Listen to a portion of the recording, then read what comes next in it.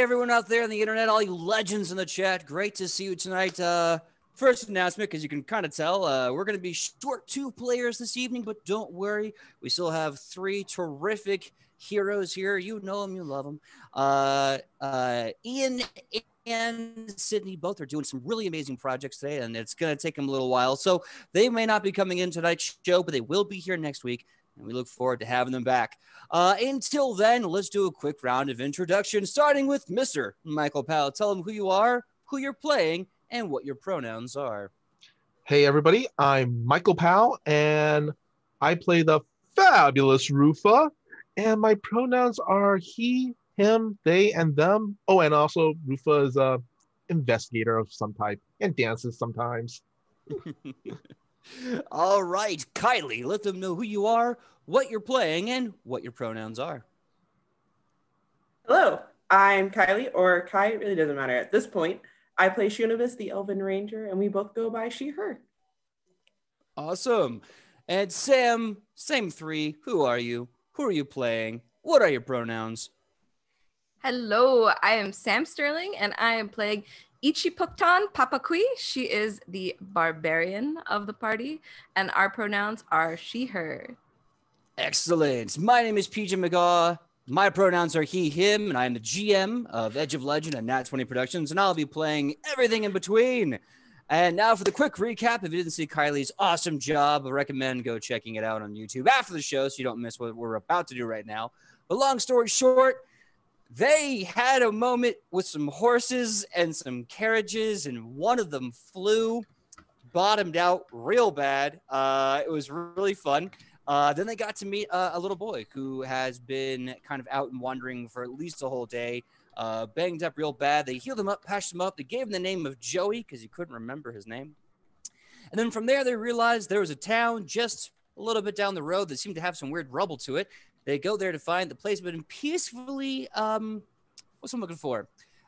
Peacefully lacking all human beings. I guess you could say the people living in this town had been peacefully vacated. And the orcs now stay there in an occupation. In fact, they were so kind they decided to protect everyone walking through. And then shenanigans happened, and a war duel was called, and a desecration of a holy altar was happening, and, you know, all things that heroes do. And then they left the town. They're going to the town of Dunstan, which is actually just underneath the city of little town of Bryx they just left, because they're looking for a member of the Order of the Platinum Hammer on behest of Ialedo, who's like, hey, do me a solid. There you go. So now we join the heroes as they're about to enter Dunstan, the town just under Bryx. Before we enter Dunstan proper, does anyone have any downtime actions I need to take care of? Do you have any preparations you need to make? Do you need to, like, take a second to, like, do something, talk to a character, anything in particular?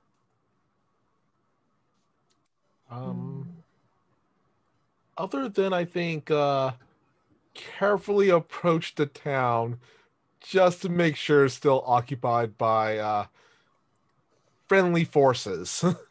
Okay, so before you enter Dunstan, you're going to try and scope out to see if it's not war-torn. Yeah. All right, give me a perception check or a survival check, your choice. All right. Shionibus is just minding her own business in the back, still probably bleeding from her fist fight. Dirty 20. Dirty 20. All right. Sam, anything your character's doing in this time? Yeah, Ichi's gonna be, now that she's out of sight of them folk back in that city, she's gonna take out that axe that got swiped and just give it a closer look over, just kind of see what it's about. Okay, so I need you to roll for me then, your choice, either an Arcana check, or if you want to, since there's a Dwarven rune, you can give me a lore check. If you have Dwarven lore or anything else like that, you can go ahead and roll that. And while you're doing that, Michael, so you kind of set yourself up on the hill as you're kind of getting close in view, and you can see the city is massive. Dunstan's a really big coast city. And as you're looking down from where you are, you can see that Dunstan seems to be peaceful. There isn't a lot of foot traffic out and about, but there's no signs of damage, struggle, war, orcs, nothing. You are able to see, however, that the city does kind of have one road in, same road out. It spreads throughout the entirety of this coast city on a hill, and it leads to a center. And from the center, it leads to a massive hillside. And on a massive hillside, you can see a gigantic holy building. At least you can assume it's holy. It looks very important. Okay, Rufa, I'm guessing the rest of the characters are there as well, right? Yes, we are going to jump over to Sam really quick to figure out what her role was. We'll jump right back to you. So, Sam, what was that Arcana or lore check that you rolled? That was a 14 Arcana. 14 Arcana. So you're able to kind of look at the dwarvish on this weapon, and you're kind of able to parse it out. It has the word vengeance on it, but more like a very personal vengeance. Basically, this translates into, like, for lack of a better word, reckoning. And that's all you can kind of tell right now, but you can tell this word is going to have a lot of power with whatever this thing is in your hands. She's just going to polish it for a like, while. There you go, little reckoning axe. There you go, right there. I love you, buddy. All right, so Michael Powell, what are you going to do? Rufa turns to the party and says, "Friends, looks like the town seems pretty safe, but considering our last encounter at the last town, we should at least proceed with caution." And then looks over at Jonabas and perhaps directly to the nearest healer. I'm fine. Don't worry about me. She's very like short at this point and like not really making eye contact with anyone. All right. So what do you guys do? Do you enter Dunstan proper? Well, Rufa would, but like I said, very cautious, keeping an eye out, scanning. Okay. All right. So you're scanning as you walk around. Everyone, once you kind of come down this long cresting hill, you kind of see or sense this town is very quiet, almost too quiet. You can definitely see people like there's people kind of sitting around, kind of hugging each other for warmth, like they're scared, but they kind of smile and wave at you and then immediately go inside their homes. You see some foot traffic, not a lot of movement, but this town has been untouched so far by the orc army. Rufa turns over to Itchy and goes, they seem friendly folk. Well, you know, in my travels, and let me tell you, I've been all over the place. We've been touring for so long, and it's great. A lot of fans all over the place. Not everyone's as nice as they seem.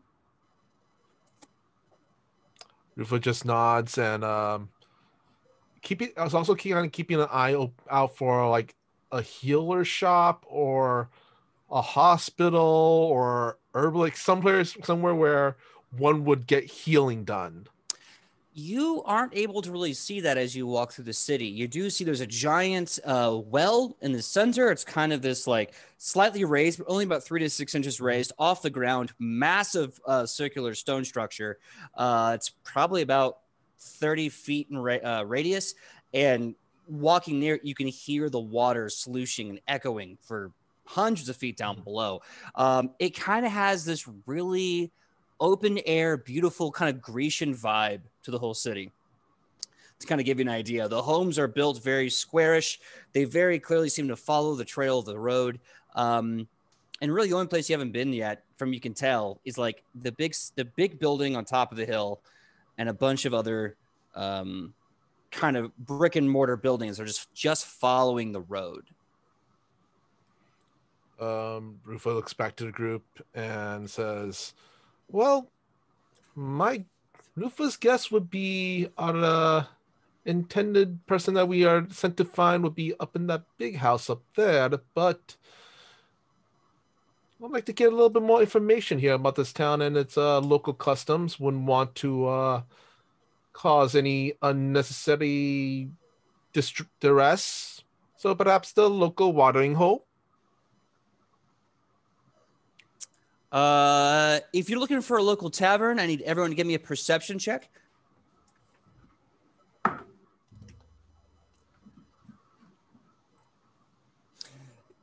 19.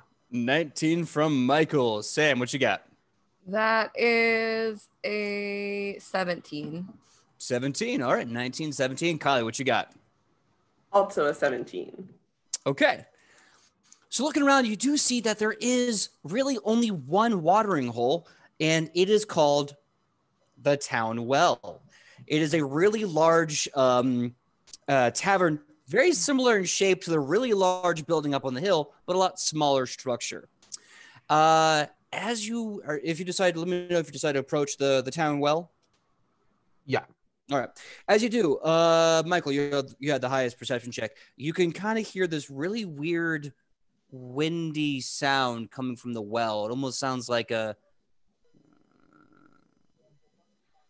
the wind is just gone.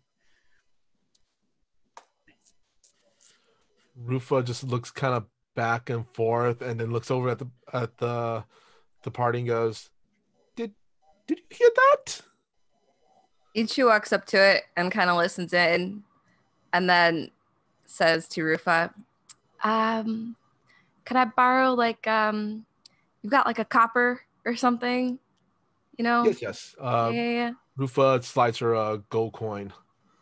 All right. She pockets the gold coin. She's like, "Well, you have something like smaller. That's gonna be too big. You have like a copper."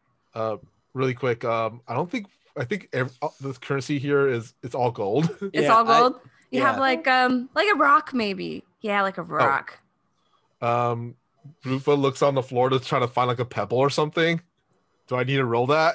No, the whole city is like massive masonry walkways. It's easy to find some debris. Okay. Rufa picks up a pebble and offers it to Ichi. She looks at it and then drops it in the well. Give me a perception check with a +1. All right. Let's see. That is 23. Ooh. All right. So you lean over, you let the rock drop. You can kind of you don't hear the whistling like you do in a cartoon, but you can kind of hear the wind a little bit as it's moving down. And you listen. And you listen. And you're like, there should be a splash.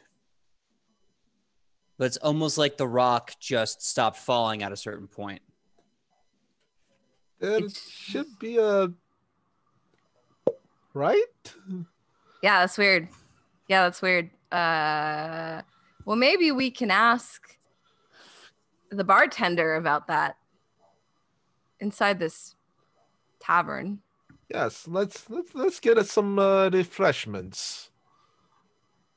All right. So you enter the Town Well, and it's a pretty nice tavern. Again, everything here in Dunstan has this kind of open air Grecian vibe to it. So the windows are the only source of light and air. It's very breezy, very open. There's a few torches lit because it's starting to be like kind of end of the night. A few torches are lit, and you see just like a small handful of people, like maybe 5 people are drinking, like 3 are talking to each other, and the person behind the bar just looks bored stiff. Absolutely bored out of their gourd. You can tell there's a stairs made out of polished stone going up to the next level, and there you can only assume place to like sleep it off or a place to drink more. Hard to say. Rufa walks over to the bartender and goes, one house wine, and then points over at Chonobis and Ichi. Ichi takes out the gold that she got from Rufa and like puts it on the counter, slides it over, says, "I'll take your finest ale and keep the change." But she pulls it back. There's something I want to know first, if that's okay. Just a question. Yeah, of course. Whatever I can let you know, I'd be happy to tell you. Let me get that wine and let me get the best ale, because I've been sitting here for bleeding 6 hours and I haven't done a damn thing. He goes in the back and he hears some like shuffling and he comes out and he puts down this stein and he slides it over to Rufa and he goes, I hope you like a dry red. It's really dry, like stone dry. Thank you kindly. And Rufus just takes it. He doesn't drink from it yet, though, but he just takes it. And he goes, just holds it. He goes, right. And he puts down 2 steins and slides them to Shionibus and Lapis Vitorita. And he goes, and I hope you like a nice stone dry red, because this, to be honest, it's the only thing we got. And it's very dry. Okay. Wow. Anyway, about that question. Yeah. What's the deal with that well out there? Oh, yeah, the well, the place that this bar is named after. Well, you see, a long time ago, when Dunstan was made, it was actually by some workers from Adelthorn. They weren't liking it, yeah? They were done taking the piss. They came out here, they made a city, and quite frankly, they needed natural resources. We're a coast town, yeah, but we're like lots of height above the water, and it was really hard to get water. So we bloody dug, and we dug and we dug. However, hindsight being a lot, yeah, we built the city first, we made the pavement, and then we built the well. Not a smarter day, but we got smarter. We built the well, we regulated the waters and the aqueducts, and now we have a somewhat suspect but working water system. So it's just infrastructure? I mean, yeah, it is infrastructure. Yeah, it keeps the whole, it's like a big, it's one of our many, we rely on it heavily, yeah. Why'd you name the bar after it? Why, it's a bloody cornerstone of Dunstan. We didn't name the only bar in town after the only well in town. It would have been a smarter move. But we thought with our hearts, not our heads. That's the kind of folk we are here in Dunstan. So it is, for, as the kids say, aesthetic purposes? He thinks about it. Probably. If I knew what aesthetic meant, yeah, probably would be aesthetic, yeah. Rufa just nods. Oh, then we were told that the Order of the Hospitaliers could be found in this town. Where would one go for that? He looks confused. He goes, Order of the Hospitaliers. I don't know what that is, mate. What are we talking about? Order of Knights, Healers, Oh, Knight. Oh, you mean him? Yes. Yeah. The fancy bloke who came around here a few days back. Hold on. By the light tenor, I think it's been a full week. Bloody hells. Has it really been? He's been here a bloody week. Someone in the back just goes, yeah, he's been here a week. I mean, I haven't seen him in like 4 days, but he's been here a week. Thank you, Jeremy. See, Jeremy knows. He's smart. Thank you, Jeremy. Jeremy's a common name on this side of the world, isn't it? I heard from a member of the Compass Rose that Jeremy is the most popular name in this entire world right now. So, all the cool people are called Jeremy. So where would one find this fancy chap? It came here because it was a problem. Problem's gone. He probably just faffed off up the hill, and now he's sitting in that holy building on the top. Thing's a bloody church. We haven't used it in a while because I don't need to pry much. But yeah, he's probably up in that church on the hill. Is there any local customs or importance that we would need to know about this town and the temple? Oh, a temple? Like a long time ago, we tried to make it a university and a church, like what we used to have back at Adolfon. It didn't fly. We didn't really care. We didn't really need to learn about books. We didn't need to pray to any gods. We just need to make a living. So, yeah, it's mostly unbloody used. If you want my advice, stay away from the well when it gets dark outside. That thing is huge, goes straight to the water, and I would be plum picked and prickly stupid if I didn't say that thing has caused more problems than good. Do you know how many blue orcs swim up that damn hole? Too many. Blue orcs? Yeah. You know, they're like other orcs. They're blue. They're near the water. Really keen swimmers, mate. Like, really keen.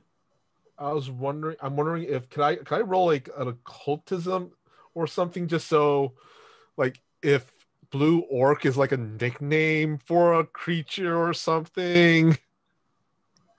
Not a cult, but you can give me a lore check to see if that is a nickname for something. I can only otherwise than underworld or legal, it would have to be just a flat, I guess, intelligent check, right? Mm-hmm. Okay.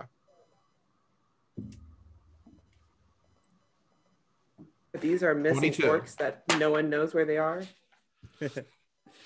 We'll find out. What was your roll? 22? 22. Oh, yeah. You are familiar with this simply because you've heard Shionibus mention this probably a while back. There are many different tribes of orcs in this world. They kind of take on traits necessary for their environment. You can assume from what he just described in the title, the blue orcs are probably the Blue Rock tribe, which is a bunch of basically coast-living marine orcs that are used to trading and fighting in and by the ocean. Concerning their description, their skin does take on more of a bluer green coloring because, of course, their natural environment. They're great swimmers and massive climbers because, again, they spend almost all their life by the sea. So you're probably making a safe bet these guys get ransacked a lot by the Blue Orc or Blue Rock tribe, since the well feeds right into the coast and they can just enter and climb up and just storm out. Is the Blue Orc tribe one of the tribes that's in the Green Army? If you don't remember, you'd probably have to ask Shionibus. Or no, you've read the letters. I was gonna ask if I can reread the letters and see if I can find that name. The blue, because she still has them. Sure, let me see if I can look back in my notes far enough. I'll consider this a joint effort between you two. All right, so I know I wrote this down somewhere, but basically what you do remember is that in the Alliance so far, you have the Black Spear tribe, the Red Rock tribe, about 2 tribes of goblins, I believe the Bloodthink tribe and the Nashibite tribe. And you know that they are trying to convert to their cause the Blue Rock tribe. They haven't quite made diplomatic relationship yet to get them to join their war effort. They want to get the White Steppe tribe in, but they are too busy going with their constant war against the elves to the north. The Grey Ash tribe have been labeled heretics and have been basically excommunicated. And the Bun-loving tribe is impossible to find. And you kind of get a vibe Korikos probably won't be asking them to join his war effort anytime soon. All right. Rufa looks over at Shionibus. So this Blue Rock tribe, that's one of the ones that has not joined the enemy yet, correct? She's just finished downing her ale and like slams it on the table. No, not yet. We'll see if that changes though. Do you know anything else in particular about this tribe? Shionibus would. DM, does Shionibus know anything in particular about this tribe? But the Blue Rock tribe? Yeah. Give me a lore check. I'll give you a +1 because you speak orc. Kind of like you learned it and you've been around them a lot. Oh, that's the one thing I didn't have out. I was like, where the heck is most of my stuff? Still in my folder. That is going to be a 14. 14. What to tell you about the Blue Rock tribe?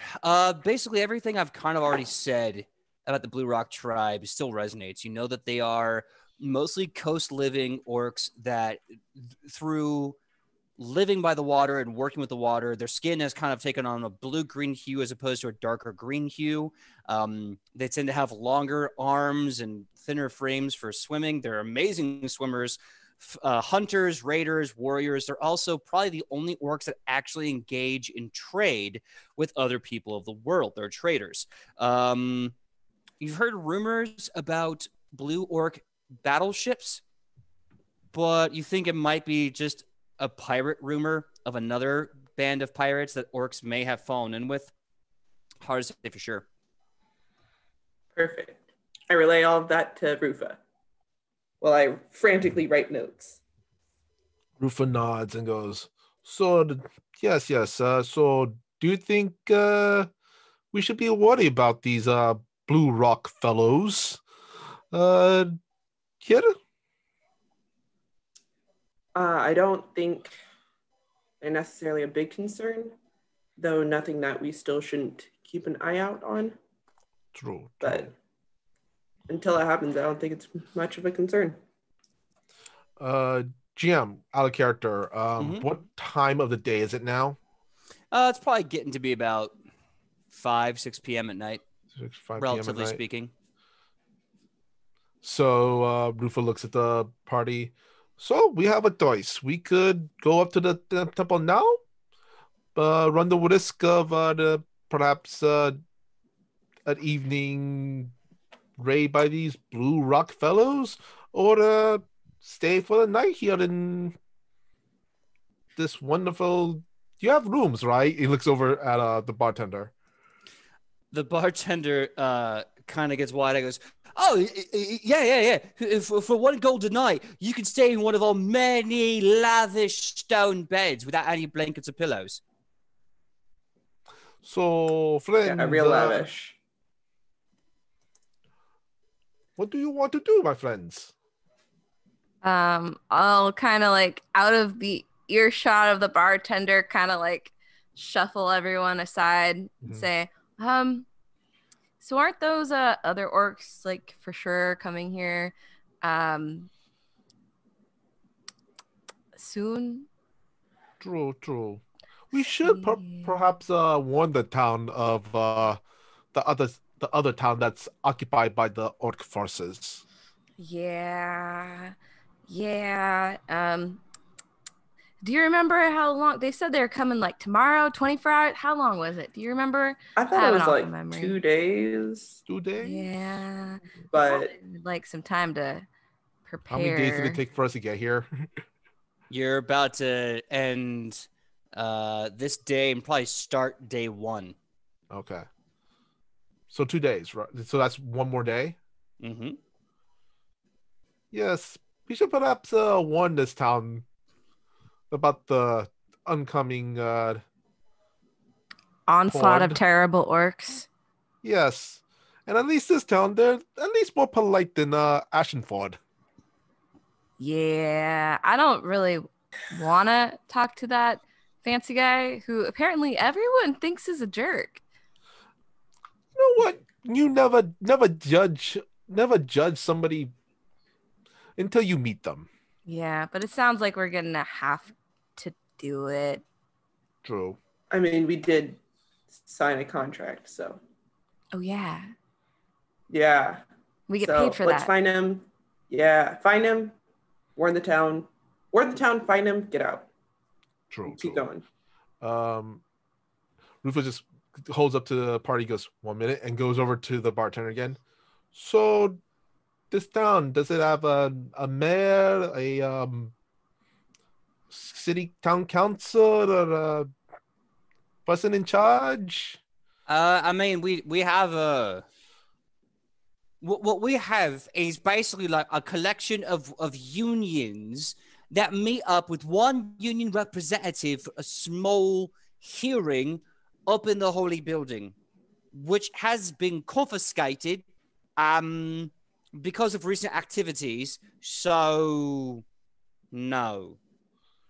Okay. Well, to let you know, there is a warband of many fearsome orcs about a day or so out, and they will be descending upon your lovely little town very, very soon. The bartender, who's in mid-drink, gags on his ale, well, his stone dry red, and gags on it. I'm sorry, mate. Did you say it's gonna be a war party of orcs coming here Yes, in like a yes. day's time? About a day, give or take a few hours. Recommendation: gather up your belongings and perhaps leave. Yeah, right. So that's me, gents. I'm done here. I quit. Later. And the guy just like takes off his leather apron, throws it on the table. He takes the gold and then just bolts out of this open air, no structural defense tavern, runs into the wide open part of town and just has a panic attack trying to figure out where in this open air Grecian infrastructure he can bunker in. Good one, Rifa.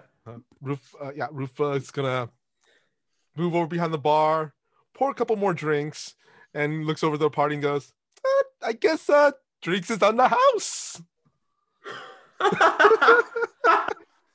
You somehow, through either, I don't know, a divine feeling or a gut feeling, you hear a voice or two in the back of your heads going, but you're going to pay for that, right?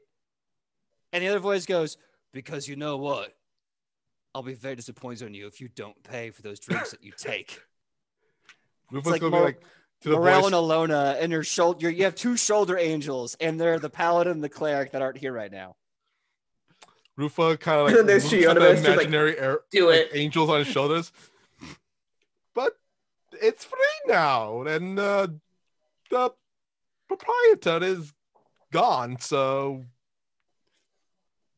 there is no one to pay but pay Rufa.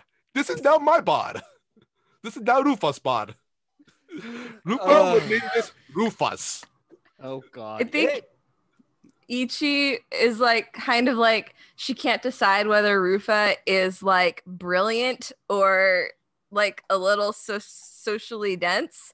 She's like wavering between like each option. She's just like, and finally she's like, how about we fill our wine sacks? There's a word for that. Wineskins. Let's fill our wineskins. And then maybe like go fulfill our contractual obligations so we can afford more wine in the future. Yes. And I don't really want to be here when the raid happens. Yes. So really quick, PJ, I want to roll like a search check or something just to see if there's any silver or valuables or anything like that here. So what you're telling me, Michael, is that you want to rob this place? I mean, it's his now, so technically he's not robbing from anybody. Is it really your place? You see a bunch of you see the people still drinking their booze, still in the tavern. Look at you guys and go, "Hey, listen, you shouldn't be doing that. This is an owned place. Can someone yell at him better than me?" Rufa calls out, "You know what? Free drinks right now because orcs are coming in about a day or so." You see a look of panic that then melts into acceptance and malaise, and they're like, "Yeah, free drinks sounds really good right about now." Yes. Tell your wives, tell your husbands, tell your children, the orcs are coming. Oh, yeah, sure. If I had children and a wife, I'd let them know. And they proceed to drink silly the free drinks. I'll tell you what. Give me a perception check to search for the deed to the building. Okay. Oh my god.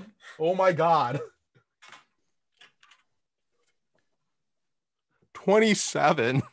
27. As you're looking around, you're seeing, aside from the drinks AKA the product, nothing of really any serious interest, like some personal knickknacks and tchotchkes. You are able to find in the back where there's actually an office, not a good one. Again, the whole place is open air infrastructure. You just see an office, and there in like a kind of a leather rolling hide, you see kind of stapled in with nails the deed to the property, signed in someone's name. But there is a cosign there also signed. But you know that if you can get any one of these names to relinquish their rights or ownership to the building, you have majority control and can own this building. But you have to get one of these two people to agree to.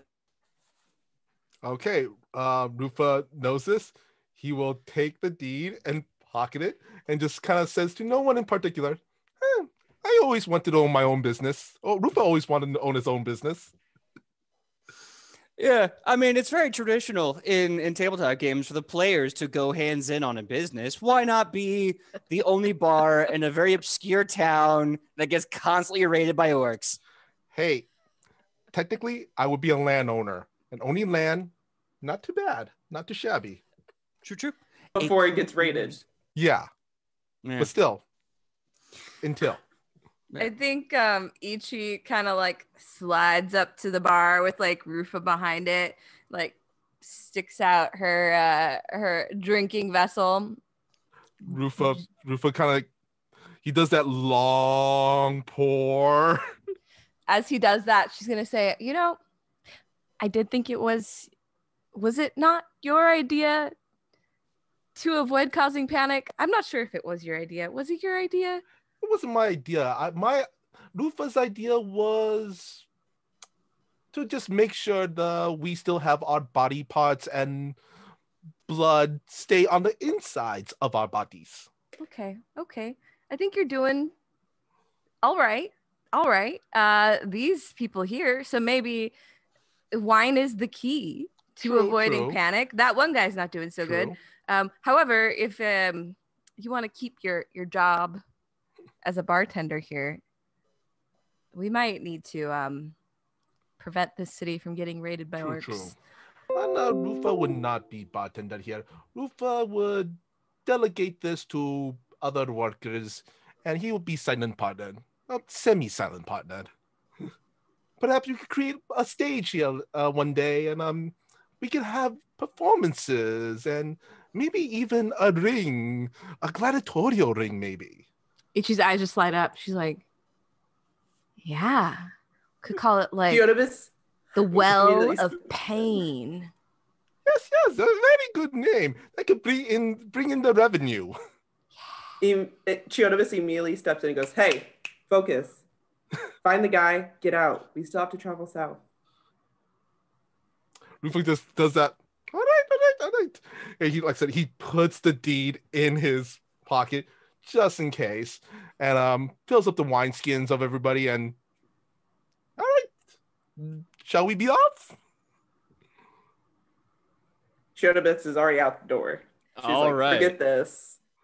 So flash forward, you guys are now moving together. This long, winding hillside. It's kind of like hiking somewhere in California. Those long, big, like up the side of a mountain. I don't hike. I do Hollywood makeup. Hills. The Hollywood Hills. Yeah, look, whatever. The point is, it's a long ass hike, and it's all uphill, and it's all curving and going angular. But after a long bit of walking, you finally get to the part where the road just kind of levels off finally. And you are looking at this massive, basically this massive building that could be a university, a holy church, anything that the guys mentioned previously. And it's the only building in town that actually has a closed air infrastructure. There are doors that open and close. There's a roof, or at least there's a roof that suggests that this has, a complicated infrastructure. It's not just one big barren square. As you open the door and go inside the building, the first sound that greets your ears is a hollow echo. You walking through and it's just dead silence. Rufa looks at the body. You ever get that bad feeling that something terrible is about to happen. No. Shiona's under her breath is like, every time I'm with you people. Ooh. So, yeah, Michael. Rufa looks over at Chobus. By the way, what is the name of that fancy fellow again? Tobias. Tobias. Did we get a description of him, by the way? You heard a few things from Yeleno. You heard his name and title. You also heard something about his blonde hair. That's kind of all you got from her. Eventually, as you're talking, you hear this voice, this timid voice somewhere in the vicinity going, hello? Who is that? Yes. Hello. This is Rufa, and this is Joribus, and this is Ichiban. Why are you here? We are here to pass along wonderful tidings. They give me a diplomacy check, Sam. I am. Well, let me actually check my skill. With fascinating performance, I can make a diplomacy check using my performance skill. I believe that's how it works. Ooh. Yeah. Roll performance. I think I see where this is going to go. All right, roll performance. All right. Okay. All right. Calculator time. It's looking good.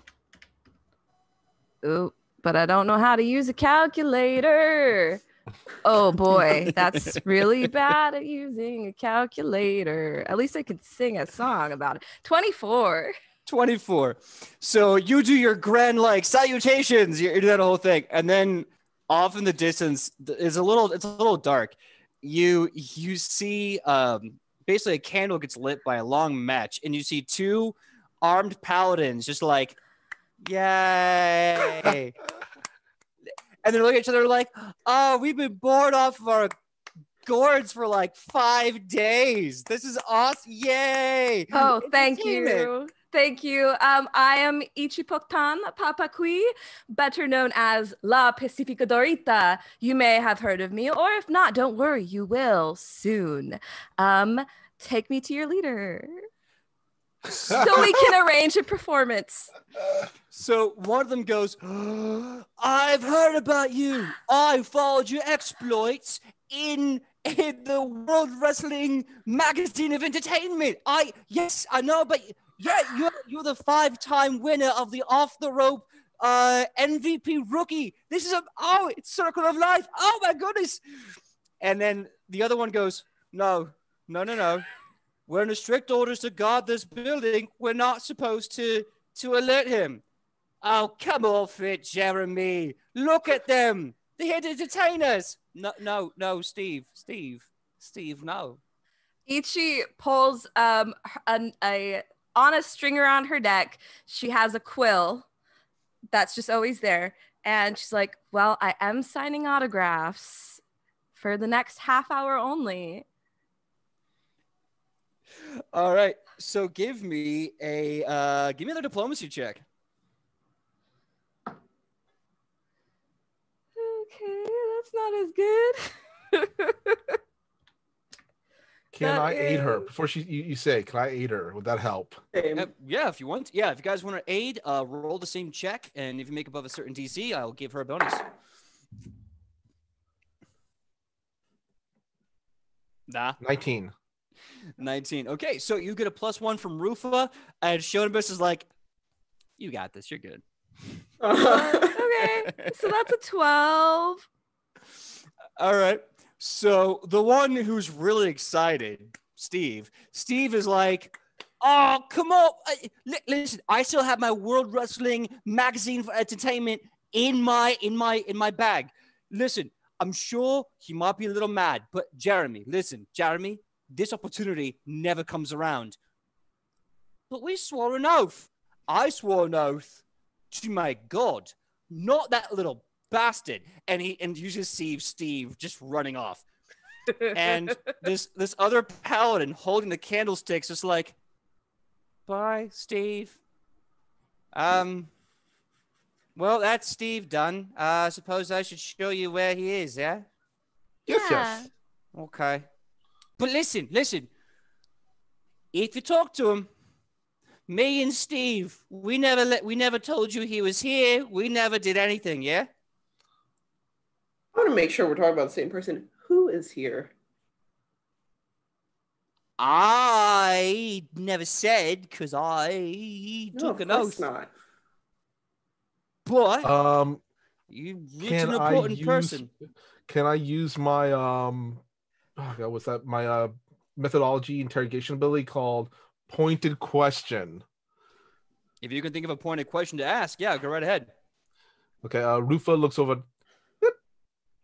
We're talking about the Grand Hospitaller Tobias. Tobias. Oh, yeah. Right? He's definitely here. Oh, I'm a terrible liar. Yeah, he's here. Yeah, that's the guy that we're guarding. It's okay. You're fine. You know, we're here for a reason. We know he's here for a reason because we were sent by somebody that he knows has sent us or was sent. Rufa, tell him about the details. Rufa goes, the details aren't important, but the nitty-gritty is his boss sent us to get him, so technically you are following orders from someone more up on high. So this is your duty. Who's more powerful than the Grand Hospitaller? Let's just say it's a hammer, a platinum. Yeah, are they a part of the platinum hammer as well? These paladins? Give me a religion check. Both of us, or just anyone who wants to know the answer to that question? Okay. Do I get a bonus because I lived there for some time? I'll give you a +1. I'll give you a +1 because you stashed away there for a bit. Got a 15? Nope. 15. You notice both of them had different holy symbols on their tabards, different colors, probably suggesting a different city, different god, but you can kind of assume they may be from the order as they're both there. Okay. Rufa kind of, puts his arm around, was it Jeremy, I guess? That's his name, right? The one that stuck around, yeah. Yeah. He puts it down. Just think about this as your branch, the general manager has asked us to talk to your your division manager. So this is an internal affair, very hush-hush, very secret, but very important, very, very important. We won't say anything if you won't, but we do need to be pointed in the right direction right now. And be a buddy, be a pal. He pissed off the Grand Commander again, didn't he? Rufa just taps his nose. Yeah. I won't be my ass in the hot seat, no sir. But again, technically I swore an oath, so did Steve. We didn't tell you anything, all right? Oh, nobody came to greet us. Sure. We just found this person through a stroke of luck. Sure. Yes. And I'll just say this, right? Just to watch me on ass here.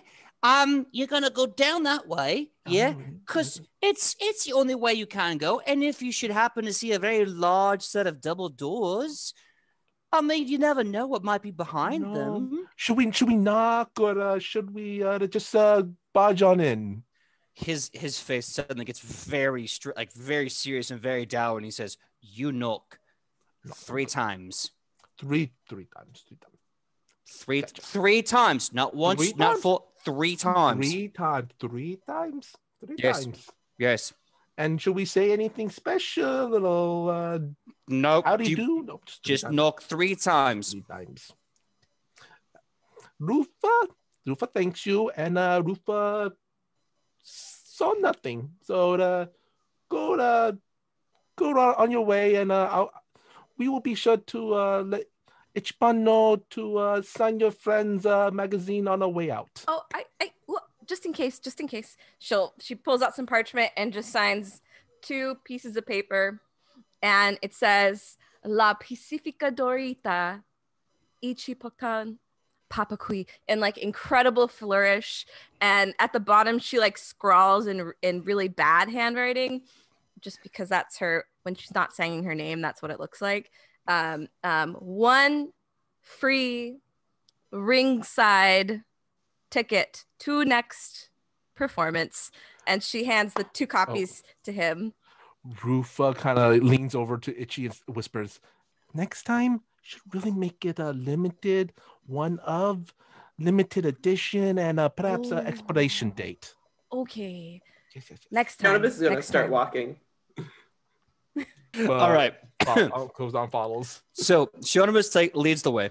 And then you can hear in the background fading as you follow Shionabis, just Jeremy's voice going, "Wow, this is absolutely useless to me."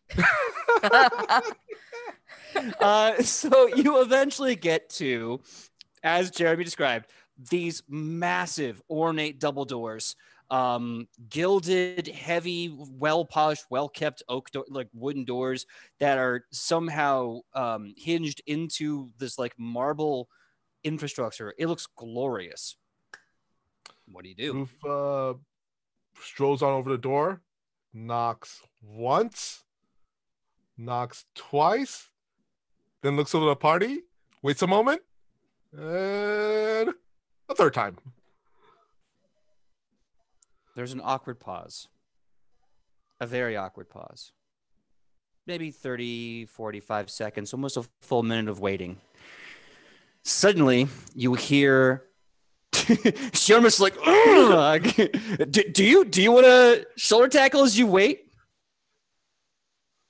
No, I made enough bad decisions for this game. All right. So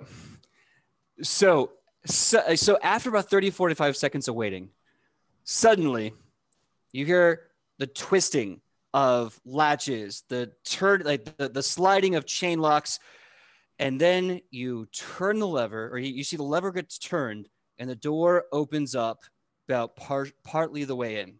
There, standing in front of you, is a man, shirtless. You can see his skin is kind of shining, shimmery with a kind of sweat or dew. He has that kind of like lean cut swimmer's build with like the great abs and like the nice toned arms. Not big. He's not big like Morel, but he's very like in good shape, very trim and in shape. He is, judging by the fact that he has the lower half of his body wrapped up and covered by sheets that are dragging off this bed you see in the adjacent, massive bed you see in the adjacent. You can tell this gentleman is completely naked. He is wearing a long, beautiful platinum chain, and on the end of it is a holy symbol to Minerva, the goddess of paladins and devotion. He has this beautiful gold blonde hair that's just like, it looks so thick and yet so light and fluffy. And like, no matter like what, he's just kind of like does like a quick head whip and it just dances in the wind. He has these eyes that are blue. And when I mean blue eyes, I don't mean like blue eyes. Like his entire eyes are like blue metal for his entire aura. And you could see this like shimmering light, like light reflecting off steel in the midday sun, like coming off his eyes. And he looks at you with one thumb kind of tucked into the blanket and one holding the door open. And he says, "Who in the bloody hells are you? And why are you here interrupting me?" Some orcs are going to come destroy the entire city. Don't panic. We were sent by your boss. Wait, are you Tobias? Why are you naked? Your hair's beautiful. Should have put on a shot. Gonna catch cold. So who talks first? We hear a lot of over talking, and the guy's just going, "Well, I'm very sorry. Could you please start at the beginning again?" I'm Ichipokton Papakui, La Pacifica Dorita, and I'm here with my companions to give you. You are Tobias, right? He kind of has this beautiful, charming smile suddenly grow across his skin. His chiseled square jaw just somehow perfectly shapes the smile, and he says, "My name is Tobias Raphaelis, House Raphaelis, Grand Hospitalier of the Order of the Platinum Hammer, and I must say it is truly an exquisite pleasure to be meeting you today." And his eyes look directly at Shionibus, and he says, "My lady, it is an absolute exquisite pleasure to be looking at you." Rufa kind of just rolls his eyes a little bit. Ichi kind of shuffles to the back and like nudges Shionibus forward. Dead in the eye, Shionibus is like, "I've met too many men like you," and is like not having any of this. He kind of does this, and he goes, "Madam, I can assure you, I have met every god in the Astrogenicon. There is no man like me. But I'd be willing to enthusiastically convince you."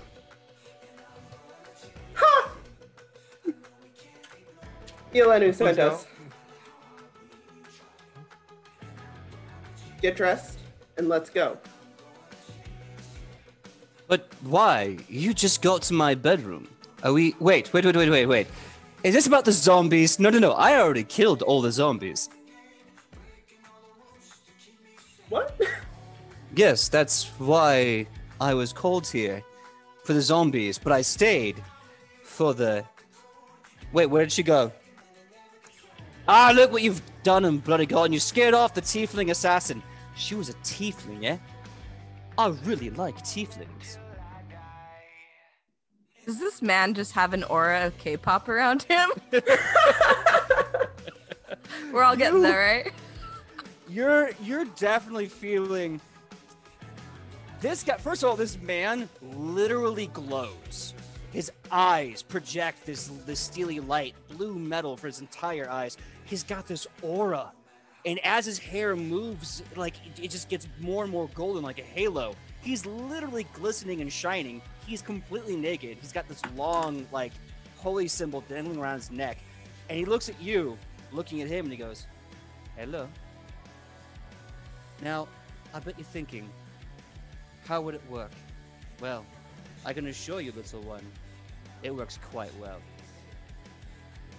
Ishi kind of like nudges Shionibus again, like kind of like pushes her forward, and is like, "Tell him why we're here. Tell him, please." He's like, I hate this job. Iolanu sent us. So you can either get dressed and come cooperatively, or we can do this a much harder way. And I've had a really rough day. So you know what? If you could really just cooperate, that'd be fantastic. All right, first things first. Which of those two idiots out there told you where I was? I bet it was Steve, wasn't it? Was it Steve? No. Well, look me in the eye and say, was it Steve? No. It was Rufa, Steve, wasn't it? Rufa, name drop his boss. Rufa's just kind of like leaning off against the wall and just like finding this all amusing now. So he just kind of looks at everyone, and he just kind of gets this, like, in the first couple of seconds, it was all James Bond, and now it's all just James Woods, just like drops, and he's like, "All right," kind of like does that puff in his hair, like just traipses away, and he goes, "Fine, I'll get on my clothes." But you scared away a lovely tiefling assassin who was trying to kill me. She was gorgeous, complicated, challenging, and she was a tiefling, and I'm really into that. And you scared her off. She's a skittish little dove, and now I will never know that love again. And that's on you. I'll be right back. We'll get you another one. No. Women are not items. They are people that I am madly, passionately in lust with. I'll be right back. Quickly, Rufa looks down to talk to his known friend, then realize he's not there, like, because he was about to say he's not here.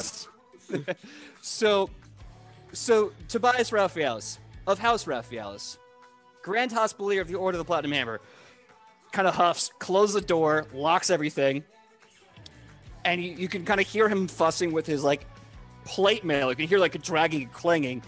In like a minute's time, the door opens up again, and you see him in this resplendent armor. Like, it's got nicks and cuts, but it's been buffed and shined to a beautiful sheen. He's got this one long red cape that just looks majestic behind him. He's got this giant shield, and as he puts it in front of him, you can see it's got a beautiful woman in the front of his shield, like arms wide open, as if to challenge the world. And he's got a sword tucked away in his scabbard, the shield sling around his shoulder, and one more time he kind of like brushes his hair and he says, Tobias Raphaelis, House Raphaelis, the Grand Hospitalier of the Order of the Platinum Hammer. My magic hands will heal any ill, and I am at your service. And I definitely killed those bloody zombies, so I don't know what you're going on about. And if I see Steve, he's gonna have an earful, because Steve. Oh, this has nothing to do with the zombies. But it has everything to do with a orcish warband and probably your superiors. All right, now hold on. The very attractive elf woman said, did you, out of character, you did mention who sent you guys here to pick up the city? Yeah. So he goes, now you mentioned Iyalenu asked you to come here and to pick me up. Is this correct? Yes, we were told to escort you to out of character. What was the name of that city again? You mean the Order of the Platinum Hammer? Oh, I thought we were taking him to the city. That we were there. Actually, right. No, but she asked you to take him back to where he lives. Ah, okay. Ichi will like stammer and say, yeah, we're escorts. We're your escort. You're I'm not that kind of escort. No offense, good sir. You're really not my type. But I love your enthusiasm. We'll see what happens after a couple of beers, yeah? So, you said there's orcs invading. True. Oh, and by the way, Rufa, new proprietor of the town well. In parentheses, in transit. Tobias extends a hand and he shakes your hand. He goes, Tobias Raphaelis, Grand Hospitalier. I don't bloody care. But I like the cut of your jib. Suddenly, coming out of nowhere, you see Steve running with the magazine. He's like, yeah, so then I found it, and then you can sign it. And he looks and he sees the Grand Hospitalier, and he's like, Jeremy told him. And you see Tobias look at Steve and go, Steve. Anyway, let's walk and talk. I think I've been on a bit of a sabbatical from my last operation a bit long. I've been here for about a week and I've spent about 5 days horizontally sabbaticaling. So I think it's time I should walk. Can we take Steve? Tobias goes, oh, right. Steve, you're hereby relieved of duty. Go back to your post back at the island right away. You and Jeremy. Jeremy, you're a bloody saint. You've done nothing wrong. Love you, man. Go back to the island. All right, now. Ichi kind of waves him over really quick. Let's sign the thing. Steve's like, oh, yeah, here you go. Steve's just like, it's always wonderful to meet a fan. Keep an eye out for the merchandise. We're gonna do some merchandising deals soon. Oh, I can't wait. I need a new tunic. The last one, it's a 1, 2, 3 or nothing. It completely ripped in combat. I need a new one. I need a new Pacifica Dorita t-shirt tunic. We will. We'll make it happen. All right. You're doing great. You're doing great now. Thank you. Jeremy, I got it. I know, you're not of trouble. I was worth it. So Jeremy and Steve geek out. Tobias just kind of looks at you guys and goes, It's an Fans. absolute pleasure. Yes, they are fans, aren't they? Mm-hmm. Any of you happen to be fans of my work? I'm a fan of your work. I could tell you work hard. Oh God, he immediately picks up on that and he goes, "I work hard, and I play harder." Okay, well, I guess we should be going. And he goes, "Oh, right, of course. I am, of course, the greatest healer in the world. I should probably not be stuck in a bedroom. Oh, bloody day." And as he slowly leaves, you could just see him, like, pining for the bedroom. And what was, but is no more. Shionovis, aren't you injured? Nope, I'm fine. Well, Believe me, I'm fine. But what's No. this? And she like points to like the scratches on you or anywhere like you might be bloody. It's like, what's that though? Does it hurt? No. Tobias Raphaelis walks up and he says, "I need to give you a very serious examination. Do I have a permission to examine you within completely professional procedures?" Yeah, seeing how you just walked out of that room, I don't think anything you do is really professional. So, "Madam, you wound me. My heart. It bleeds from your honeyed and sharp words. Please, let me at least look upon whatever wound you'll let me look at, and I will heal it for you." sorry, I'm gonna pass. I'm okay. She's gonna like push past him and keep walking. And he looks at each and he goes, "Sorry, love, but I have to go abide by what the patient says. If they don't want me treating their wounds, then I'm under no obligation to do so. If they change their mind because they are stubborn as they are old, then I'd be very happy to do so."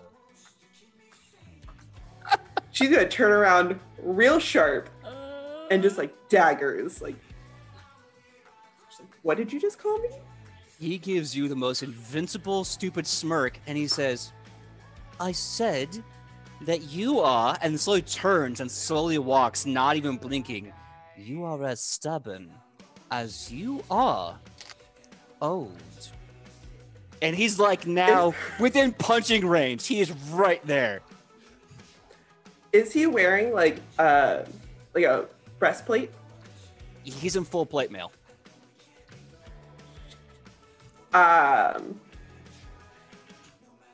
Yeah, we're gonna clock him upside the head, just like in like jaw, square Alright. for the jaw. I rolled a hit. That's a nat 20. A nat 20. Oh my god. I think we got some new nat 20 sound effect. I don't know if we can play it. The holy punch There we go. strikes Tobias in the face. Okay, so I want you to roll for me. Oh no, wait. Give me. What's your strength bonus? Is 0. 0. Okay, so just give me a nice big hook punch. I want to see what a hook punch looks like from you. Just give me, because you square up and you just hook this guy right in the jaw. Right You just here. roll another nat 20. Yeah. Yeah. So you just crack right to his jaw. You see Tobias whip from the shot. He kind of stumbles a bit, and he gets back up slowly, and you see his hands glow. The palm fingertips literally emit this giant beacon of holy silver light with this cobalt blue glow to it. You can see dripping off his hands like scales of bright light. And he just puts his hand on his jaw, sets it back in place, put it back in, and you see him pet his face a bit with his hand, and he goes, "Next time you hit me, warn me first. Maybe I'll like it more." And then he kind of walks by you, just kind of chuckling to himself. Rufa kind of snickers. She immediately sends a glare at Rufa. Like, and just keeps Hey, walking. You hear his voice like shouting off the distance as he says, "Listen, I know you like to watch me go. The view is tremendous, but I can't see you walk from over there. Get closer. We have a, I don't know, you have to take me home or some such.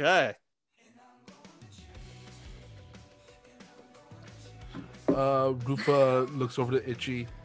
So we've sufficiently won the town, you would say, right?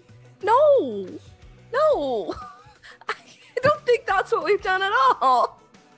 Who's in charge? I don't think they said they had unions and such, but no one was actually in charge. What is That's this? the arrangement they have. There's no like king or anything. Like, what is this decentralized community-based governance? I don't understand. We told the entire tavern, and hopefully they will spread the information. He's not in charge. He's been, for days. And Shionibus is angry now, and we don't want Shionibus to be. I don't know her that well. Rufa looks over at Itchy and whispers, "Shionibus is always angry." Is that her secret? Yeah. Okay. Okay. Well, I think we need to. Okay. I've got an idea. Okay. She books it to kind of catch up with this guy, and is like, hey. So I can tell you got a lot going on. Yeah, in a professional way. In a very professional way. If you personally were going to warn this entire town that they are about to be invaded by orcs who want to murder them, how would you do it? Oh, really quick, Rufa kind of yells over, "We can leave a note!" So you're like, "We can leave a note," and you see Tobias kind of look at you, responds to the shouting, and goes, "Oh, if I had to tell the whole city that they're being invaded by a bunch of orc people, orc raiders, that you're asking me?" Warband! Oh, that's much worse. All right, well, let's see. If I had to do that, well, first things first, I'd go to the town leaders and I'd let them know, under my authority as the Grand Hospitalier of the Order of the Platinum Hammer, and then I would start to instigate a sort of triage system while we basically create a very civilized exodus of the town. Okay. And leave a note. Okay, we should do that. And also, something we forgot to mention is, Shionibus, the orcs kind of think that she's their god. Wait. Hold, give me. Does that help? Hold on. The situation? Does that help in any way? Can we use that to our advantage? Oh, my dear, adorable, beautiful little woman. You're being serious. Hold on, let me laugh louder. And he starts to just guffaw, and then he kind of catches himself. Oh, I'm so sorry. Just to say it, he goes, "I'm so sorry." The orcs who worship the father of scars, the silent deity, who some believers actually murdered, somehow gave into the earth their form in the embodiment of a gorgeous Nubian full elf. Yeah. How stupid are they? They're stupid, but they can punch real good. Oh yeah, they are good at punching. Yeah. And there's a lot of them. And there's a lot of them. Well, you know what? I was tasked by honor of my position, by the glory of Minerva, to save this city from zombies. And that I did. Technically, bound by law and oath, I have no other reason to stay around. So we can just leave if you'd like to. Well, technically... That is a technicality. Technically, she pulls out a book of parchment and she kind of positions it in a way so he doesn't notice that it's all just blank parchment for when she signs autographs. She wants it to kind of just look like a book, and she flips through it and says, well, technically, if the orcs come and kill everyone and then a necromancer comes, this town will be filled with zombies. So you will have not saved the town from zombies. So it sounds like, she closes the book, You should figure this out. She's technically right. Lion! Give me a deception check, Sam. Really quick, can I aid with legal lore? No. No, but I will allow you to aid with deception. All right. And if anyone else wants to do deception, because I think, are you trained in that, Shonibus? Deception? Yeah. Or is it intimidation? I know you're one of those. Deception, yeah. I'm trained. Okay. Yes, you guys can all roll about that. Okay. 19. All right. Oh. Okay. 23. Am I getting any kind of bonus for this? So really fast, Kai, what was yours? 23. 23, 19. So yeah, I will give you a +3, Sam. It's a 10. Oof. Yeah. That awkward moment when people roll to give you aid and their rolls are better. So you're doing the whole shtick, and Tobias is just kind of watching you with this extremely handsome smirk. I hate to say this. Imagine if Rob Lowe was this guy, like just handsome, just crazy handsome. And so he's just looking at that kind of like that really big smile on his face. And you say this whole thing, that technicality. And he looks at you and he's like, you. And then he looks behind you and he sees Shionibus and Rufa. And what they're doing to kind of like convince him, like, yeah, no, like technically this is legally binding. And he goes, you. All right. I'll tell you what. When are the orcs attacking? Is it today? About a day or Actually, I'm not going to yell out anymore. I figured Rufa's like actually there now. About a day or a day or so. Give or take a few hours. All right. So a day or two, give or take a few hours. I'll tell you what. We will do one day of trial. As in, I'm going to try to tell these people that they're being attacked by an orc raid. We're going to meet with whatever the representatives are, yada, yada, yada. But listen, you've not seen Ielenu's bad side. If I'm not back there post-haste, she's going to get really, you just don't want to see it. So, I'll tell you what. I'll try my best, but the first sign of resistance, we book it. Yeah? Have you seen Ielenu's good side though? Because it's she's nice. She's a nice lady. Maybe not nice to you, but she's yeah, she doesn't swing that way, so I don't know what I'm looking for. But yes, like she's bloody brilliant in a fight. I would never want to fight her. But that's another story for another day. So let's go find some representatives. And I think we can all agree there are no zombies here. You're welcome, everyone. Yet. There's no zombies yet. No, I killed all the dead.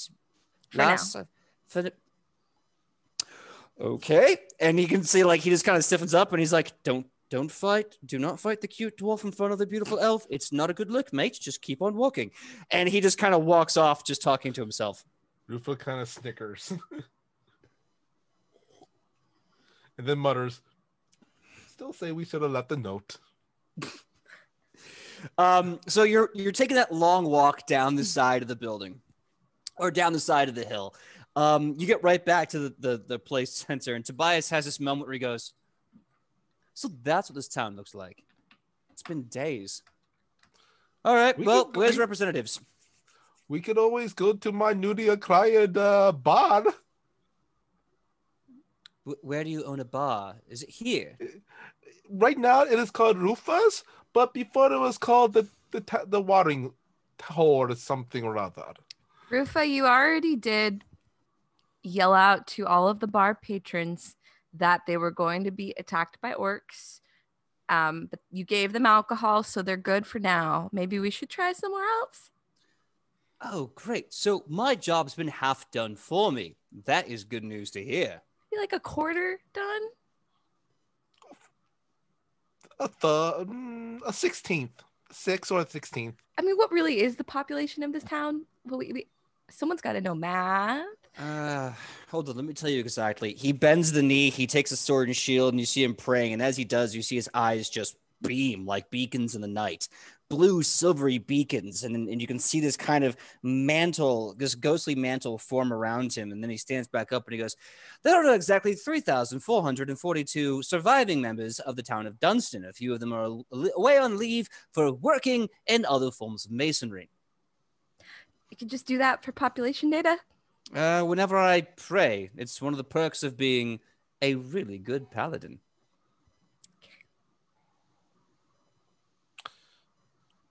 Really quick, PJ, I'm just kind of curious out of character. So all paladins could do magic math? Hey, yeah, look, until one of y'all roll a champion, you don't know. Anyway, so Tobias kind of thinks about it and he goes, but for having that sort of population, there's like no one here. Have you noticed that? It's a little weird. We were told that Blue Rock, the orcs periodically attack this town through the aesthetic well. Yes, Kylie. Is there a building and or like a cliffside that she can kind of perch up on and like Assassin's Creed synchronize the area? Sure, yeah. Let's see. Basically, every building here can easily do that. The Holy Temple / Academy that you're at would also be a great way to do that. If you wish to, there is a kind of giant, like for lack of a better word, a weather pole. Basically, it's this giant ornate statue with a long needle. You can use it to tell time, weather, date, all that kind of stuff. If you climb over the tip of that, you can absolutely like audio ezzatore differenza the whole place. We're gonna do it. We're gonna do it. Even though climbing's not her forte, we're gonna do it. Yes, climb. Make bold choices. I have a bad climbing something. I have a bad feeling about this. Just mad, hand over hand, and get going. I gotta sit here with this dumbass. Basically, acrobatics. Athletics to climb. That's a 15. 15. So it takes you a while. You have a few slips, but you're able to get up to the top. It is a very perilous needle, so it does take you some time to get perched. But once you're perched, sure enough, you can see the entirety of the city. Are you looking for anything specifically? Anything out of the ordinary. So like if there's a huge fire going on or like destructive buildings, like she wants to understand why there's very few people around. Give me a perception check with a +2. Ooh. We're gonna use a hero point. We're just gonna, no.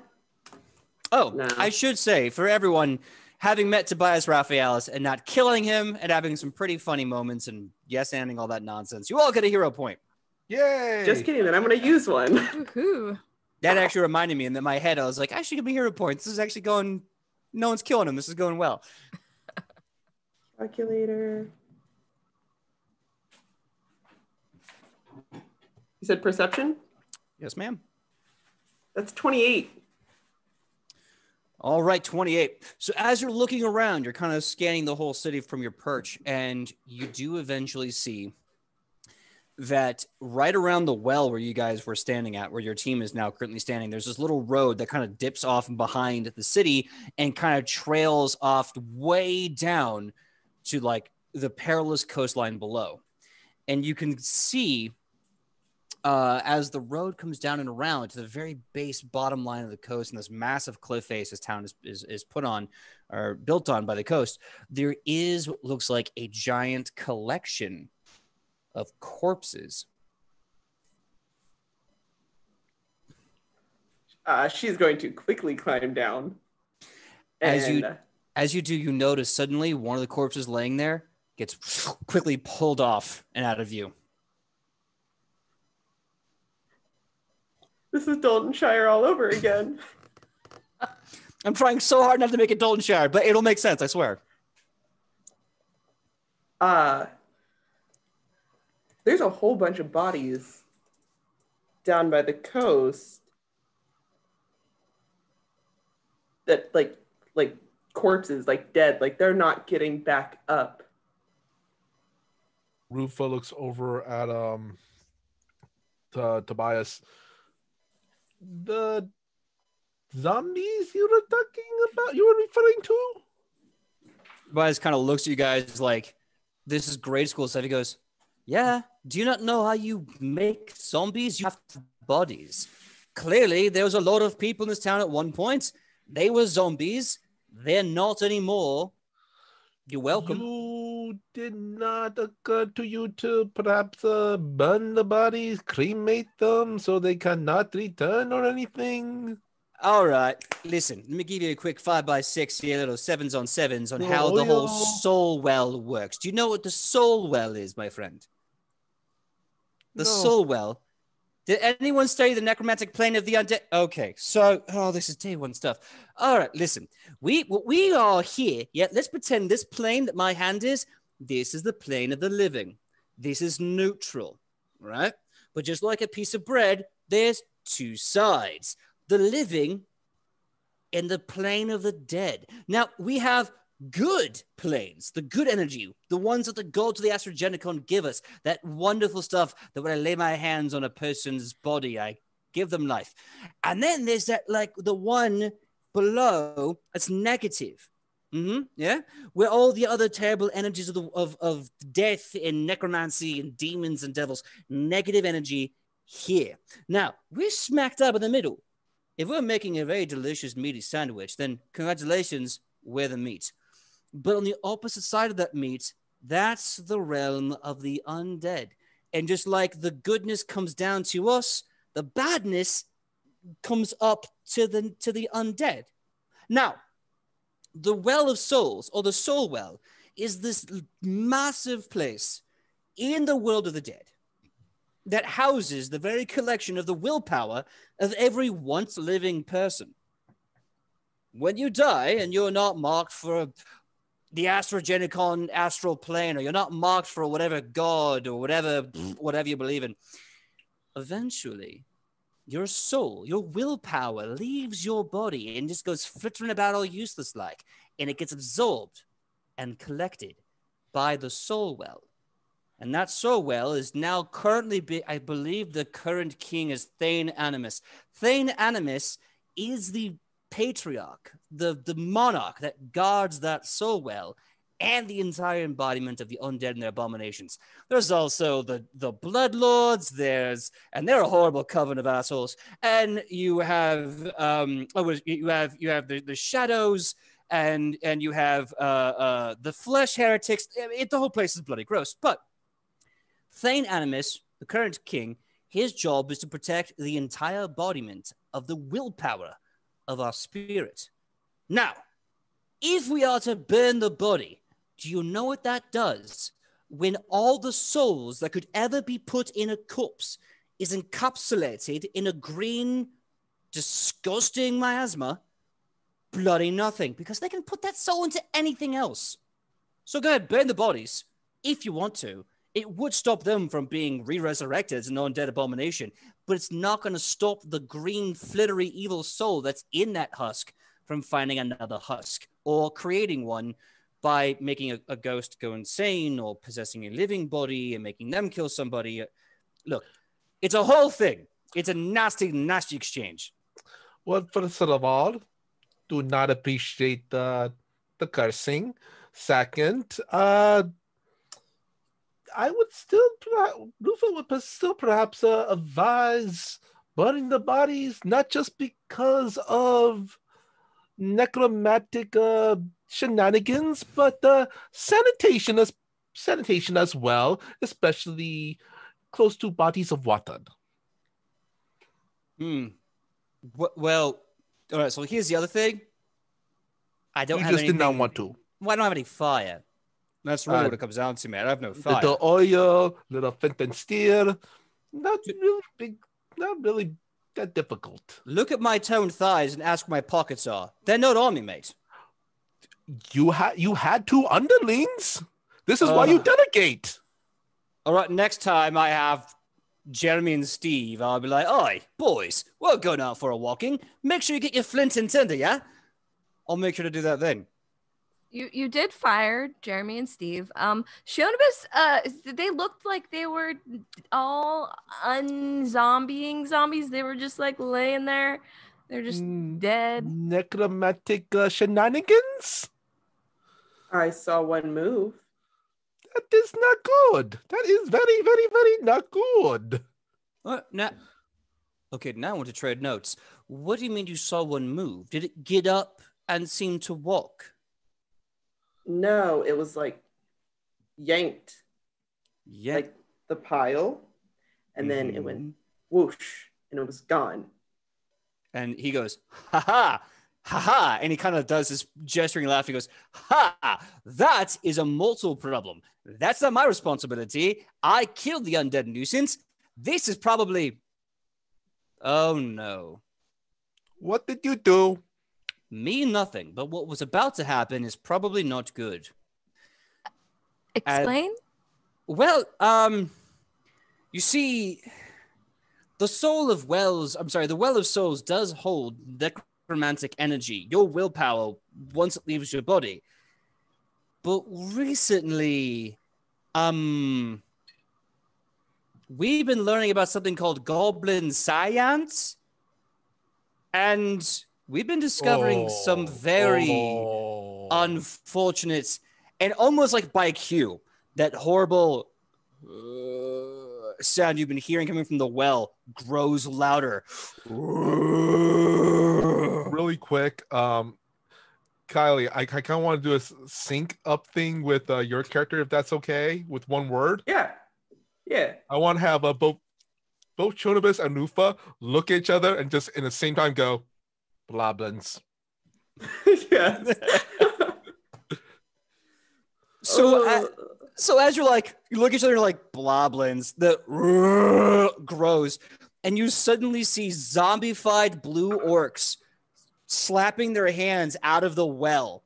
One of them brings their hands and drops a rock on the ground, slams their hand and starts pulling their zombie blue orc corpse out of the ground. You see jutting out of their neck and back, basically vials, like vials, massive vials with needles sticking out of their back like porcupines, big green glowing liquid just emanating like some sort of horrific Christmas tree of necromantic orc delight. And like this whole group of orcs is slowly coming out of the well, and that is where we are going to take our 5-minute break. Come back in 5 minutes. For those on the West Coast, that will be 9:43. And when we come back, we're going to roll initiative to see what happens against these undead orcs crawling out of the town well. We'll see you in 5. Yep. Bye. Hello, you amazing internet, you. So let's kick this off. I need everyone to roll initiative. Just straight up perception? Yep. Okay. Because you are literally looking at what's coming to kill you. Plus. Ooh. Where is it? 23. Okay. 26. Okay. Each got a 26. What was yours, Shenibus? Not 1. Oof. Oof. Which makes it a 9. I mean, Yeah. that's the critical fail sound so far. We're experimenting with sound effects. Shenibus rolled a critical fail in her initiative. Oh god, I'm cracking up too much on that. Okay. Focus, PJ. It's those birds that always distract her. Mm-hmm. The good thing is you're not dead last. How did someone roll a 0? Right? No, they just have a worse modifier. Mm. Okay, so now combat begins. As the orc starts crawling out of the well, you see these giant green vials like pumping the liquid into their bodies. You can hear this horrific maniacal laughter coming from deeper in the well. This kind of it's horribly shrill, seems to lack all reason and logic. And then you just see Tobias draw a sword out of his scabbard and he goes, I made a promise that they would be, sorry, I choked a little bit, that there'd be no more undead in Dunstan. And I keep my bloody promises. With that, first top of the round goes to Ichi. Sam, with a 26, you're going first. You see 4 of these kind of undead orcs, and they're saying, Thok for Mangolma. Thok for Mangolma. As they just slowly traipse to the city. What do you do?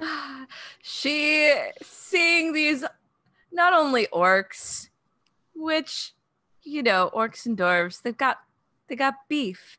She don't like them. They're undead orcs, which is another level. And this guy who's like, did he really do his job? Is he gonna do anything? She's enraged, and she's gonna rage. All right, so you just and you get angry. What do you do with the other 2 actions? I'm going to use my other 2 actions to do a sudden charge and rush up and end in an attack right on the guy. All right, so you have 4 of them spread out just like this. 1, 2, 3, 4. Which one do you choose to hit? The second one that you pointed to. Yeah, that All guy. right. Okay. So we are going to roll to hit. Oh, and I'm using my axe. This weird new axe I've got. She feels good about Nice. it. It's got dwarf symbols on it. Okay. This might just take a second because I've got a few bonuses on this stuff.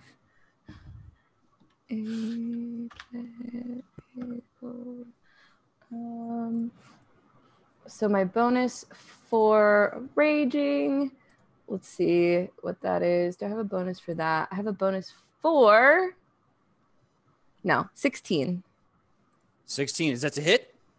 Is it a hit? That hits. Sweet. Okay. And what was the damage die on the axe? The axe would be a D12, just like your maul. Cool. Okay. So that's a 1, but I believe raging I get +2 to that. So that's a 3. And then Rockdorf against orcs. I get an additional +1 to damage against orcs being a Rockdorf. Awesome. And don't forget your strength modifier. Oh, yeah. So that was... So if you're 18, if you have an 18, it should be a 4. I think, is it an 18? Yeah. Is it a 20? Yeah, it should be a 4. So total of 8. Yeah. Oh, really fast. Because you're a spirit instinct, is it positive or negative energy? Ooh, it's going to be positive energy because I remember this lecture that this paladin just gave me about all these things and negative and positive, and some of it was familiar, and she assumes that maybe it will counteract these undead orcs. She's doing the math, not as good as he can by just praying to his god, but... You know, that's the thing about Megaw. Megaw is really big on like oaths and promises, and sometimes those promises are math related. They're not math related.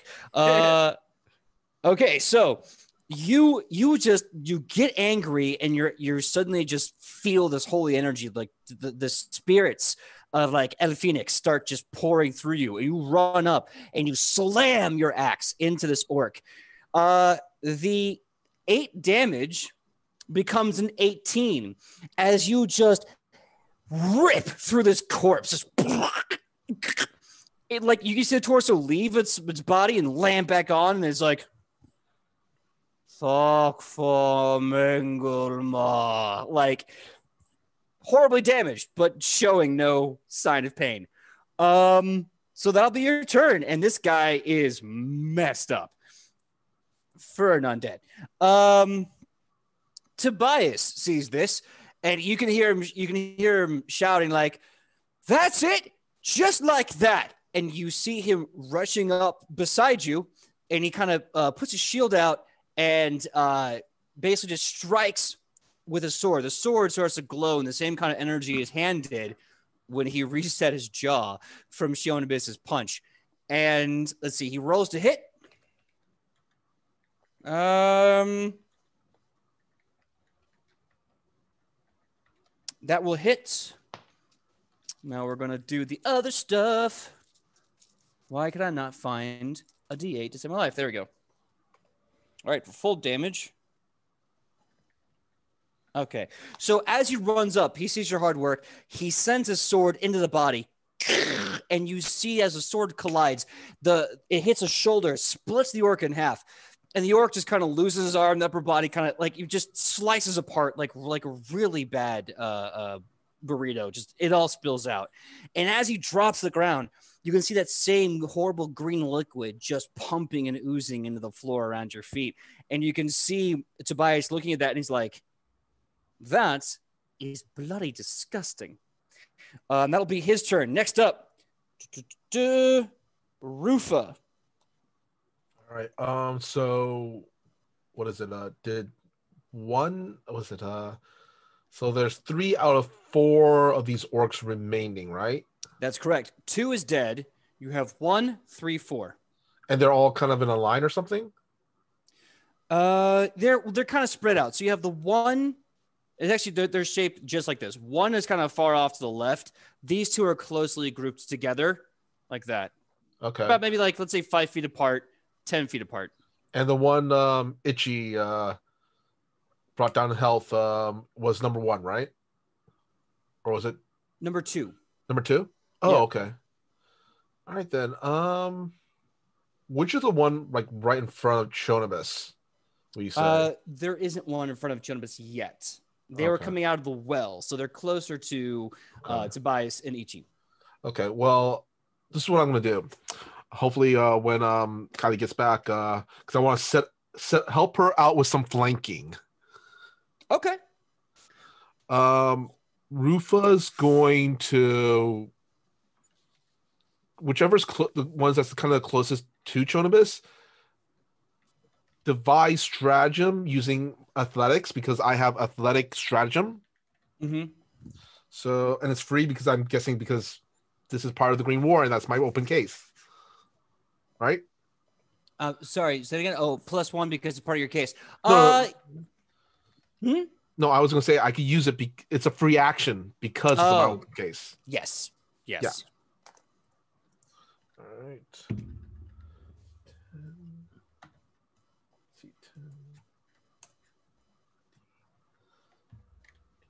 Okay, I got a 19. So what he's going to do is first action is actually he's going to tumble through one of the orcs, basically get behind him, which I believe I have to roll a athletics check or something, right? Keep in mind, acrobatics. Keep in mind, there's a massive well behind them. They crawled out of the well. Oh, I thought they were already out. No, they are out, but behind them is a massive well. So if you're gonna get behind them, are you gonna get basically behind them, between them and the well, or are you just gonna? Basically, what I'm trying to say is like be mindful. There's a massive drop to your death there, and I don't want you to go full cock and die. What about to the side? Yeah, that works absolutely. Okay, I'll do that then. Number 1, correct? Whichever's closest to Chonibus, so I can give her flanking. Well, again, Chonibus isn't really near any of them. Okay. So it's kind of a moot point. Okay, number 1 then. Okay. So athletic checks. I do athletic check against the target's reflex DC. Against the reflex DC. Awesome. What was the number for that? I'm rolling right now.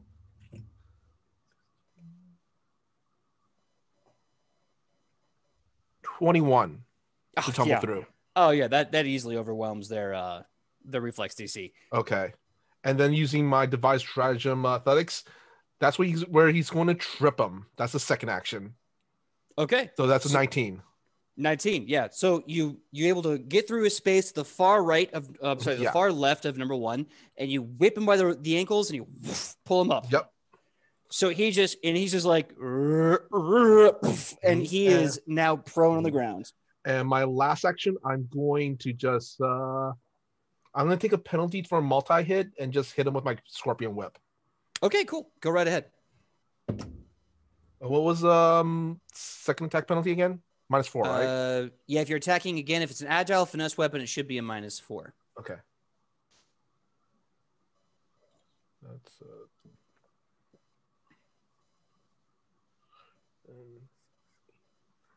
well, based off your dexterity. Anyway. Yeah. Well, I got a 14 on that. That will. Well, he's prone, so let me add the bonuses for that. That'll hit. Awesome. You do hit. Awesome. So I roll a 1d4 plus strength, which is 2. 2 damage. Okay. It's a whip. So you do 2 damage. So you slide and tumble and all these really amazing dance moves through the 4 zombie orcs. You get to the right flank of the left flank of number 1. You whip it by the ankles. You pull it out. It goes ass over tea kettle. You recoil and you whip. And it doesn't even move. It gets hits and it goes, oh. And just kind of like tries to bite your whip as it hits him.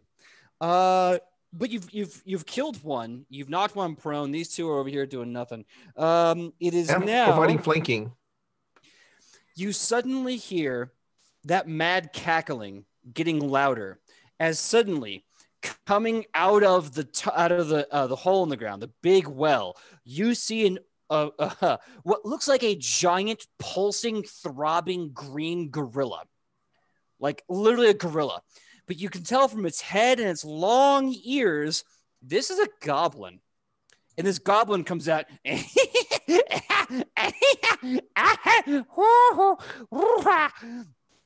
he just pounds the ground and roars. I need everyone to give me a willpower save.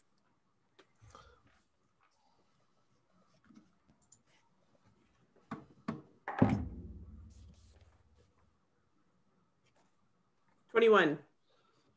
All right. 17. Fine. 19. All right, you're all good. And also, Rufo yells out, "They're not supposed to get that big!" And so he makes this like roar. Everyone's like, and you say that line, "It's not supposed to get that big." And then Tobias goes, "Ew." And that's his full action, is to say "ew." So the big goblin gets out there, basically announces his presence. Everyone is fine. And with that, Shionibus, your turn. You see a prone orc, a dead orc. Well, they're all dead. Super dead orc, 2 orcs, and a super goblin, for lack of a better word. Mm-hmm. I also like to add the prone orc is also flanked. The prone orc. Okay. Yeah. Be very careful how you say that. I was like, yeah. It's a different kind of orc. Yeah. We're not making that tribe. Okay, so I will say, though, that shooting a prone opponent does actually invoke penalties on a ranged attack. So there's that. But, Shionibus, it's your turn. You have a prone orc that would give you penalties to hit, but they're flanked. You have 2 standing up orcs, and you have this big, crazy, pissed off super goblin who's just cackling and roaring. Are there still some, are the other 3 not super dead orcs still coming out from the well? Or are they completely out already? They're completely out and about. The super goblin just joined them. That was basically his turn. So you have right now what looks like all of the people climbing that have been climbing this place, climbing up this place. How far is the carriage from them? The carriage that you came here. Mm-hmm. So the carriage that you busted and fixed, I believe it's either still at the tip of. I believe it's still the tip of Bryax. I don't believe you actually carried that thing out of Bryax and into Dunstan. I made a point to ask that. That's right. And you guys follow Woodward, who just split the scene immediately. So that carriage is still in Bryax. Is the okay? She's gonna fire an arrow at the first one, whichever one's closest to her. They're all about equal distant. You're pretty far back, and they're kind of horizontally laid. So you can pick your target. We'll do one. The first one. All right, the one that's knocked prone. You're going to be at a -2 to hit. Oh, that's the one marked prone? Mm-hmm. What does this flank? Then never mind. We'll go for the third one then. All right, hit the third one. He is whatever, but she's about 30 feet or farther away than 30 feet, so it might be kind of give her a turn. She'll get there. What's up, Shonibus? That's a nat 1 for a shot. A nat 1 for shot. So you fire. Okay, you know what? We will see how fate decides. So, on a 1, you're going to hit Sam. On a 2, you're going to hit Tobias. On a 3, you're going to hit no one. On a 4, you're going to hit the super orc. Ready to see what I roll? No. Please be at the 4. I rolled a 2. You hit Tobias. Roll damage.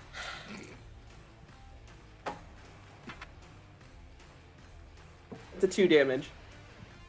So, you thwang, and at the last minute, your hand kind of juts back as you lose your back footing. You know, like, it goes wide. And Tobias is sitting there with his sword and shield right by Sam's character, and all of a sudden, thunk, and you can see he's pissed. And he looks and he sees you with the bow and arrow, and he goes,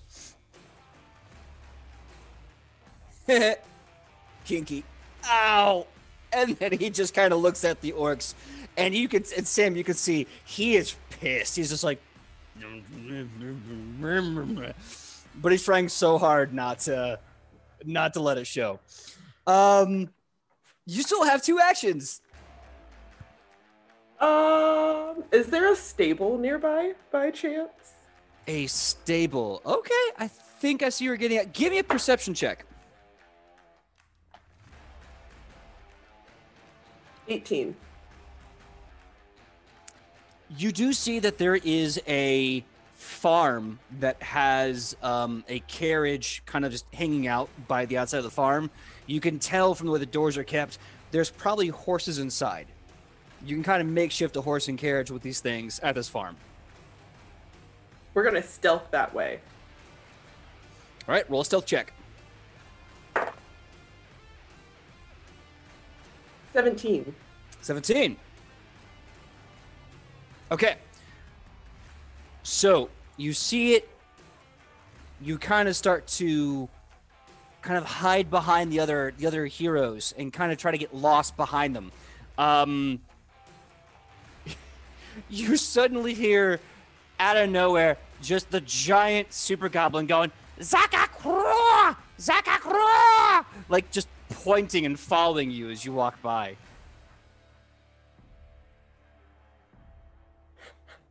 Gonna keep going. Don't look back. She's like, crap on this. Okay, so your turn is done. You tried to stealth. The orcs didn't see you. The super goblin saw you, and you just booked it. No stealth. Now we go to the zombie orcs. The prone and the 2 that are still standing. So the one that's prone for 2 damage starts to try and grapple. You were like, what, 5 feet away, right, Rufa? No, because I made sure because I had my it's a whip. I get I believe a 10 feet away actually. Yeah. Okay, so you're about 10 feet away. Okay, cool. Yeah. No crawl. All right. So suddenly the one you knock prone kind of looks at you about 10 feet away and then starts crawling the 10 feet up to you and then strikes out with a hand to grapple you.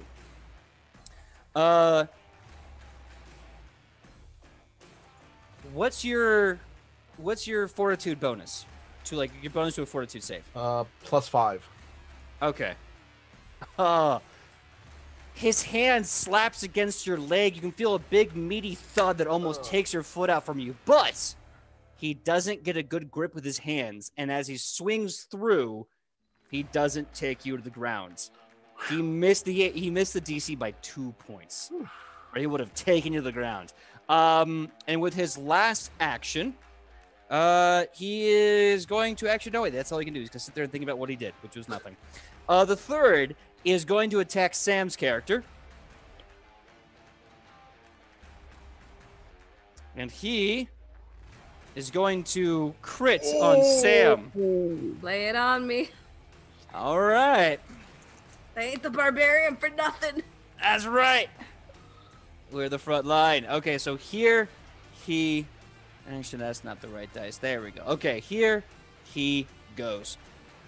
Okay, that's nothing to worry about too much. Yeah. So he comes walking up to you, and just this giant zombie orc claw just slaps you in the face as hard as you can. You can feel the hollow pop of your jaw and the slice of your cheek. He gives you a 10 damage across the face. I am resistant to damage dealt by undead creatures. Oh, damn. Hey. So as a spirit instinct barbarian. Very, very awesome. So let me see how much that resistance is in my little cheat sheet here. Okay. So I want you, let's see, I said I did 10 damage. So I want you to take, let's just say take 8 damage instead. Can't find the exact number in my notes, but don't worry, we're going to go with 3 for now. So, yeah. So he hits you for that damage, and then he's going to try and grapple you.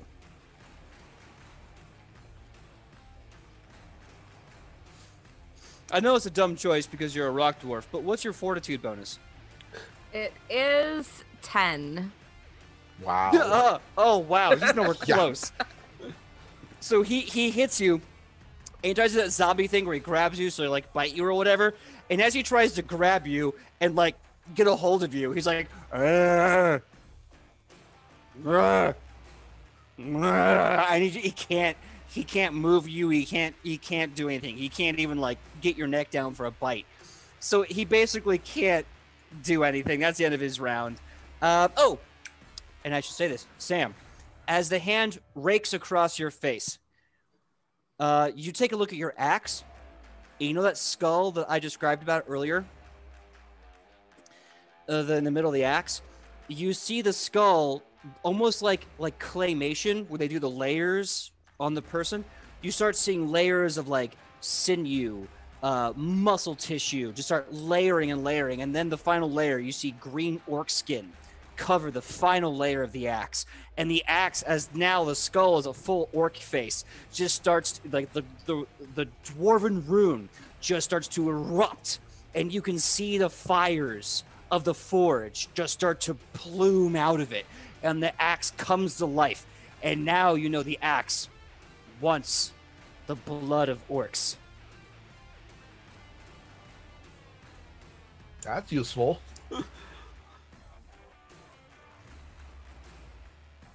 So you hit him, bow. I'm sorry, he hits you, bow, the axe. That's his turn. The fourth one goes. The fourth one is going to try and attack Tobias. He's going to hit Tobias. Okay. He comes up and he claws Tobias. He gets hit with this massive claw, and then he just goes, "Oh, I hate zombies." And then he kind of looks at him. And as he does, he points with 2 fingers, and you see this giant holy halo appear above the orc's head. And as it does, you can see what looks like almost like the ghost of Minerva grabbing the giant halo and just forces it down upon the orc's neck. and cinches it up tight like garrote wire. And suddenly you just see the orc go, and his holy light shoots out of its neck. It's now considered bloodied. With that, top of the next rounds. Ichi, your go. Okay, so whereas before Ichi had been all, flustered with this pretty boy around, now that she's raging, she's intensely focused. And she sees this axe come to life, and she's just like, yes. So she's going to take it with gusto and swing at the orc that just went for her. Right back at you, dude. All right, roll a hit.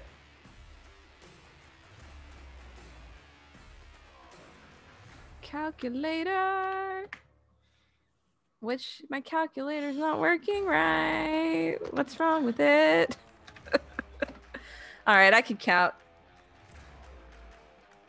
That's 21 to hit. 21, that'll definitely hit. Awesome. Okay. So, let's do our damage. I can't see. Ooh, you got max damage. Y'all see that right there. Nice. That's Nice. 12. So that's a 12 plus. The raging bonus is a 3. Last time I said it was a 2, but it is actually a 3. I had it wrong. So that makes that 15. And then orc damage is 1. So that's 16 damage. 16. Get this. As you swing your weapon, you can suddenly see the axe, the orc face in the axe glowing with great rage, and you can hear a dwarven war chant as you add 2 more damage to the total. That'll be positive damage. Yup. The whole thing. So I think the whole thing should be 18 damage. Yeah. And you're hitting the one that hit you, and he hasn't been touched yet. Okay. So, Yeah. oh my God. Okay.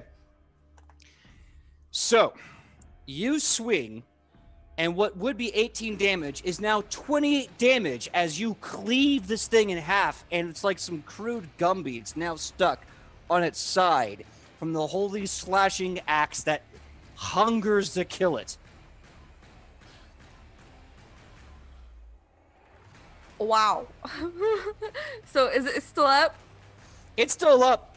It looks beat to hell. It doesn't have a lot of HP left. I'll tell you that right now.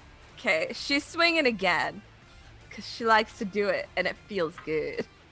Go right ahead. And that's a -5, right? That'll be -5 from this, yes. Okay.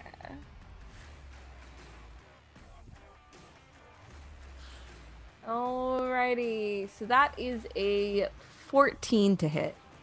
14 to hit. That will miss, unfortunately. Do you want to go again for the -10? Sure, why not? All right, all right. What's she gonna do? True. Oh, and I do want to say now while I'm thinking about it, I was a little too generous with the resistance. I believe the resistance we're thinking of occurs at level 9 for a barbarian. Got it. That's our miss up. Don't worry about it. You're still doing great. You're doing much better than this guy. It's true. It's true. We will rectify that. All right. So we've got my it's -10 to hit, right? That's correct.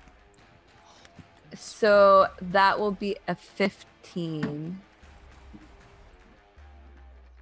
That hits. Yeah. I love barbarians, guys. Just I want to hear the full amount of damage. It's not necessary, but I believe in no kill like overkill. So I want you to roll that D12. I want you to add all those bonuses, including the +2 from your axe. I got to know. The die is a 10. The the raging is a 3. Mm-hmm. The axe is a +2. The orc is a +1. That's 16. Oh, okay. So, Sam, you slam this axe into your opponent. You hit and almost destroy one go. You whiff, and then you come back, and the gods are with you. Tell me the tale of how you kill this orc. So what she really loves to do is when she misses, she spins in a circle, goes around for the second hit, and just the spirit instinct rage is almost like an aura about her. The ancestral energy inside of her, and she's just like feeling that dwarf energy, and really I think she's emotionally bonding with this axe right now. And just like it feels like all of the energy of the spirit barbarian rage is like flowing through the axe and cutting through right in half of this undead orc. So as you take the axe and you're like, with all the energy and the holy power of my people, I sever you in twain.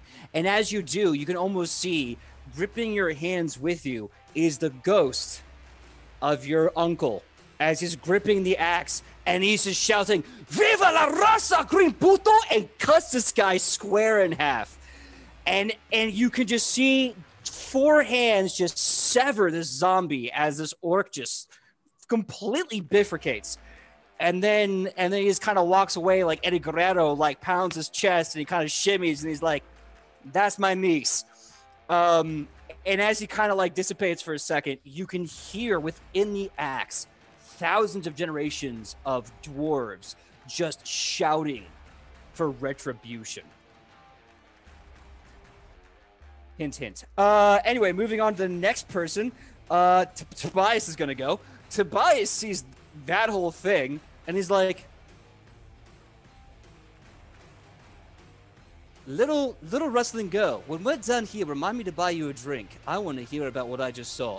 And then he turns around and just like it's nothing, just starts cleaving into the orc that struck him. And he critically fails. No, Tobias, no. So he goes for it all like cocky, like, I'm going to buy you a drink because that was hot and you're awesome. My name's Tobias. And then just biffs it to the stone. You can see a little chunk come out of the ground, and there's Tobias just like, he's like, I got an arrow in my back from the hot one. I looked like a fool from the cute one. Get it together, Tobias. And then you hear a distant, ha! He's lucky because Ichi's not even looking because she's so into her axe right now. So he lucked out this time. He lucked out this time. But he hears the ha in the background. And he goes, "Oh, shut up, you!" And he does a blind cut. He'll hit this time. No. Yes, he will. Okay. Okay. So. Okay. Oh, by the way, Sam, the guy you killed is now at negative 14 HP. You took him from 2 HP to negative 14 HP with that last shot. I just think you should know that. Okay. So he bloodies another one of these orcs, just right across, like coming back up, blind cut across the shoulder. And from there, he's just going to go, you know what, whatever. And he just puts his weight into a shield bash to get some space. And as he misses horribly, he steps in and puts his sword over his shoulder and puts the orc at point. And he's like, Tobias, you're like 1 for 3, man. Get it together. They're watching you. And he's just trying so hard to impress the ladies. And maybe Rufa, whose turn it is now. Rufa, what are you going to do? All right. First, free action, devise a stratagem. Okay.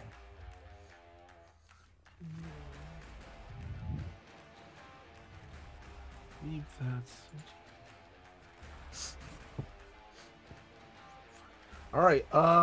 I got a 25 on that, just to let you know, and that will be to a attack on the prone orc, which is apparently flat-footed, I think. So yeah, it's flat-footed, prone, and that's a critical hit. I don't know if you put in the bonuses for that, but that's a critical hit, my man. So roll damage. Yeah, and I'm using my let's see, what is it? It's called a strategic strike. So I also roll at 1d6 precision damage. Okay.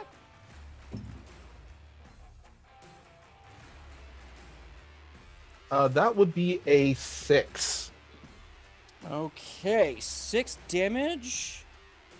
Cool. So you take that whip, you hit a nice deep cut. You can see the orc like skin just kind of flay open, and bubbling out of his open wound, you see that green chemical that's in the vial just start to bubble out of his body. He doesn't move at all. Like it's like beating, like just flailing like a pig carcass at a roast.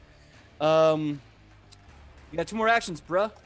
Second action, stride 25 feet back. And then with my last action, I'm going to put up my dueling cloak. My dueling cape. All right. Yeah. We're going to raise a shield. I love that. Yep. Okay. Rufa style. Rufa style. All right. So next up is... okay. It's their turn. So, after you do that, you put up the cape and do all that stuff. Suddenly, you hear the as the giant goblin Hulk jumps over to Rufa. Yeah, and does a what's your AC? Now it's 20. Okay, so it's not a crit, but it is a hit.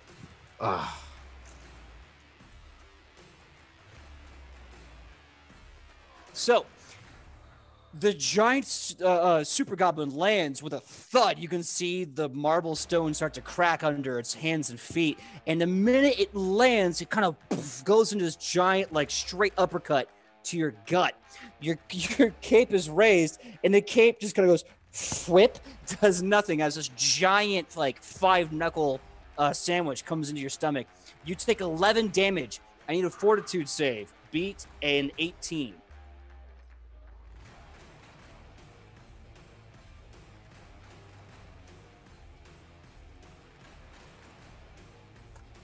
Exactly 18. So he hits you in the gut. You can feel your stomach ricochet off your spinal cord as just all the air leaves you. You're this close to vomiting. And thankfully, you jump with the blow, so you just go up in the air a bit and you're fine. Otherwise, you know for a fact this dude would have sent you flying probably into a nearby building. With his last action, he is going to roar again. I need everyone to give me a willpower save, except Shionibus, because she is way the hell away.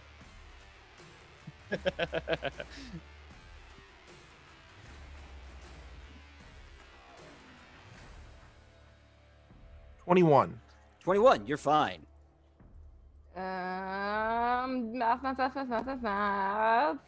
14. Okay.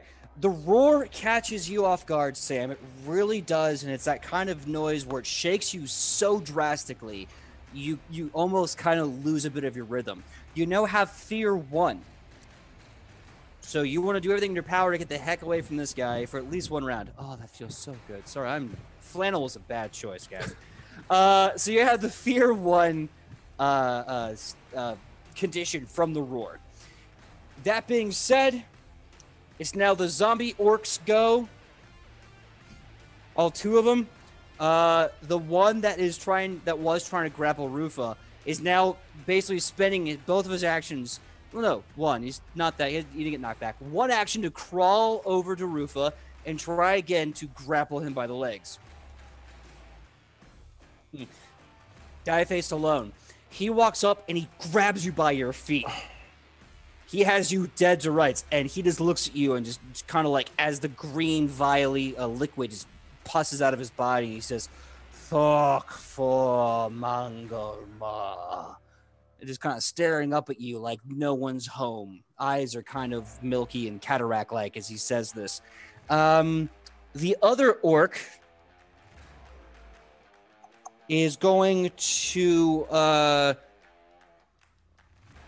he's going to grab Tobias. And fail miserably doing so, the die face of 2. He tries to grab Tobias. Tobias, who is kind of already here, just goes, "Ew, no, disgusting, don't you dare. Filthy bugger."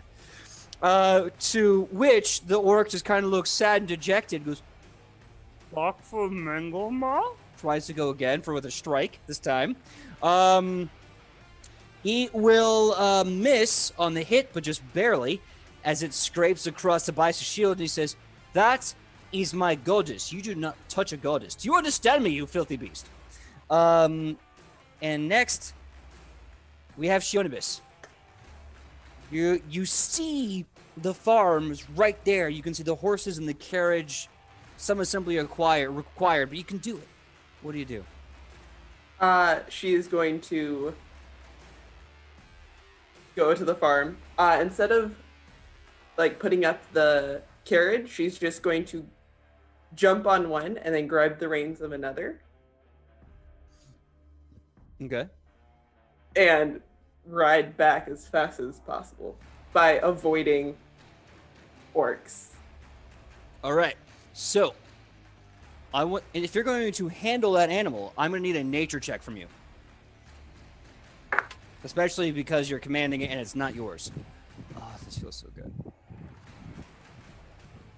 This feels amazing. Not great, but that's okay. Oh. That is a 15 for nature. Okay, so you find the horse, you get on it. It does not like you being there, but it understands your commands right away. You are able to at least give simple commands to this horse, like go and stop. So you get on, you give it the go command. Where do you go again? She also grabs the reins of another one. Okay. So she has two. So yeah, it'll go once you take off. You know this one will follow. Sweet. Go back to the group, but like keep a major distance away from the orcs, but like circle around to then pick everyone up. Okay, so you're not going to be able to get there on this turn because you basically take 2 actions to ride and get this all set. So give me, on your next turn, tell me where you want to land, and we'll go from there. Okay. Okay. Top of the next round, Itchy. You see Rufa is now rope-a-doping the super orc and the guy at his ankles. You see Tobias is scalding a zombie orc. Shionibus is gone, but there's a loud whinny/neighing sound coming from the farmlands. What do you do from the farm? Help! So I'm assuming I can't come closer to Rufa because I'm under the fear. Is that correct? That is correct. You do have to take it. I think a majority, or at least one move action to get away from this guy. Okay. Are there any orcs in my path away from that guy? Yeah, you definitely have the one that's threatening Tobias. Okay, I'll go for him and say, "Sorry, Rufa," and roll to hit that orc. Sure thing, sure thing. Also, I should note that you also have a penalty to all checks and DCs equal to the value, which is 1. So your roll to hit, not a check, but basically you're easier to mess up with other things. So don't worry about that. Cool. Oh, it feels so good. Just fan yourself. Do it. I wasn't hot when this thing started. I think it's just the thrill of combat makes me. You were hot when it started, PJ. Are you Tobias or am I? We're all Tobias. All right, that was a 24. 24. So you're getting a bad vibe from this dude. You got the penalties of a 1 to your checks and your DCs, and you're like, I don't want to be here. So you run up and you come up to this guy, you just crack him. Roll damage. All right. So that is let's do some math. Raging is a 3. Strength is a 4. That's and he's an orc, right? He is an orc. That would be a +2 for damage. Okay, what was the weapon bonus again? It was 1. It was for damage? It was +1 to hit. However, after you got hit by the orc and the face showed up, it is now a +2 for damage. Oh, okay. That's a 16 for damage? Not bad, and it's considered positive and slashing. Yes, sir. Okay. I like it when he does that. Oh God, this is insane. Okay. Note to self: start designing fights for the barbarian. Okay. Uh-oh. No, don't. Well, that's not good for the rest of us then. So Sam, tell me the tale of how you in one shot completely murder viscerate this orc. Okay, so Ichi hears the super goblin like yelp into the air, and she's just like, oh no. She starts running, and then she realizes there's an orc in her path. She's like, well, that's not a problem. That guy, but this guy's fine. She just bam, like she don't even care, just like bam right through like the spine or something ridiculous. Doesn't even look at Tobias because she don't care right now. But she's raging, whatever, he's whatever. And she just keeps going and uses probably the rest of her movement to get out of there. So you heft this sucker and you hit and run this dude. And he gets caught, his spine gets caught on your axe, and he's just like, ugh. And you're just dragging this like orc corpse for like 5 feet before finally it falls off. And the orc's like, ugh, ugh, and dies as the green fluid from the vials just kind of pour out and pump out into the floor. He went from a 12, Sam, from a 12 to a -14. Hey. I think that's your magic number. In fact, I think the -14 earlier. No, actually, I think that's right, because it was. Anyway, the point is, you mess this dude up. And Tobias just kind of sees that and he goes, that is friggin' cool. He's awesome. That's a big goblin! It being Tobias' turn, he seems very conflicted. He sees the goblin, and he sees the Rufa, and he sees the zombie orc, and Rufa, you can see Tobias just go. Just gonna give him kind of a look like, really, man? Really, dude? Look, I'm sorry, you're not a hot orc. I'm sorry, you're not a hot dwarf or a hot elf. You know do what? your job! I made a promise, and then he runs over, and he just takes his sword and starts striking at the orc on the ground. Okay. He'll hit.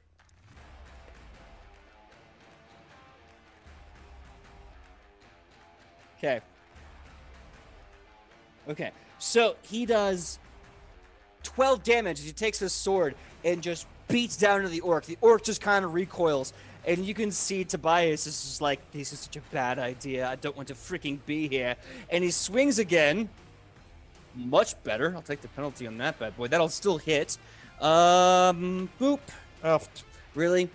Smallest amount of damage possible. That's okay. So, Rufa, as this guy is holding onto your legs, and you see basically this is a 1-2 punch. You're the golf ball, the orc's the tee, and here comes the super goblin to tee off on you, right? And he's just like getting ready for that big KO punch, Donkey Kong style. Tobias runs up and he's like, I made a promise about the zombies. He strikes once, the orc kind of recoils, and then he looks at the arms attached to your legs and goes, don't move, mate, or it'll be your shins. And he just chops the orc's arms clear off his body. The orc just kind of, and just green fluid starts oozing onto the floor. And then he looks at you and he says, go then. Because he ran and attacked twice. He was out of actions. So it's your turn, Rufa. All right. What Rufa's going to do is, first of all, I rolled let's see, I already did a devise a stratagem, and I am tripping the super goblin, and that was a 25. 25 to hit the super goblin? Yeah. Is it to hit with the whip or to trip? Trip. Trip. Okay. He is considered one size larger than you. I have Titan Wrestler. Perfect, and that will be enough. Yes, you trip the super goblin. All right. He falls down with a thud, and then with my next action, I am going to strategically move to flank him with Tobias and raise the dueling cape. All right, so you trip, whip, you move to flank, and you raise your cape. All Yep, 3 actions. 3 actions. Beautiful. It is now the Super Goblin's turn. Yeah. The Super Goblin basically gets up with one action. Sees he's surrounded on both sides. Doesn't like it. And decides he's going to punch Tobias. That's going to hit. Tobias is now going to make a fortitude save not to fly. Thank God he makes it. So, Tobias takes... All right, he takes 10 damage as this Super Goblin goes... Pound! Boom! And throws a huge fist in Tobias's guts, who, taking a lesson from you, goes with the inertia, kind of lets it take him up, land on his feet. He coughs tremendously as his stomach is down his lungs. And with one last action, he's going to take a big penalty on this. He's going to try and grab Rufa.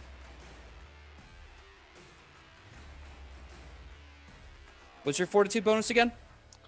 Let me see. Let me check. +5. Okay. Oh, awesome. Thank you, Major Tomorrow. Thank you so much. That's truly tremendous of you. Would really appreciate it. Thank you. So that is a total of 16. So that means he beats the Fortitude DC. So he punches Tobias, and then he turns around with one hand, and one massive hand grabs you. And now, you're basically encapsulated in a big, meaty, green goblin hand. You're considered grappled. Okay, William Dafoe. We're alike, you and I. Anyway, so now it is... Okay, all the zombie orcs are dead. Shonibus, your go. You're bringing those horses around? Yeah. All right. First, we're going to pick up Rufa. Okay. I don't know if that's possible, actually. Then just JK, we're picking up Tobias first. Okay. Are you going to put him on your horse or going to put him on the second horse? I'm giving him the second one. I'm not. Nope. You're not playing that game, PJ. No, I gotta know. That's why I asked. There's only two horses.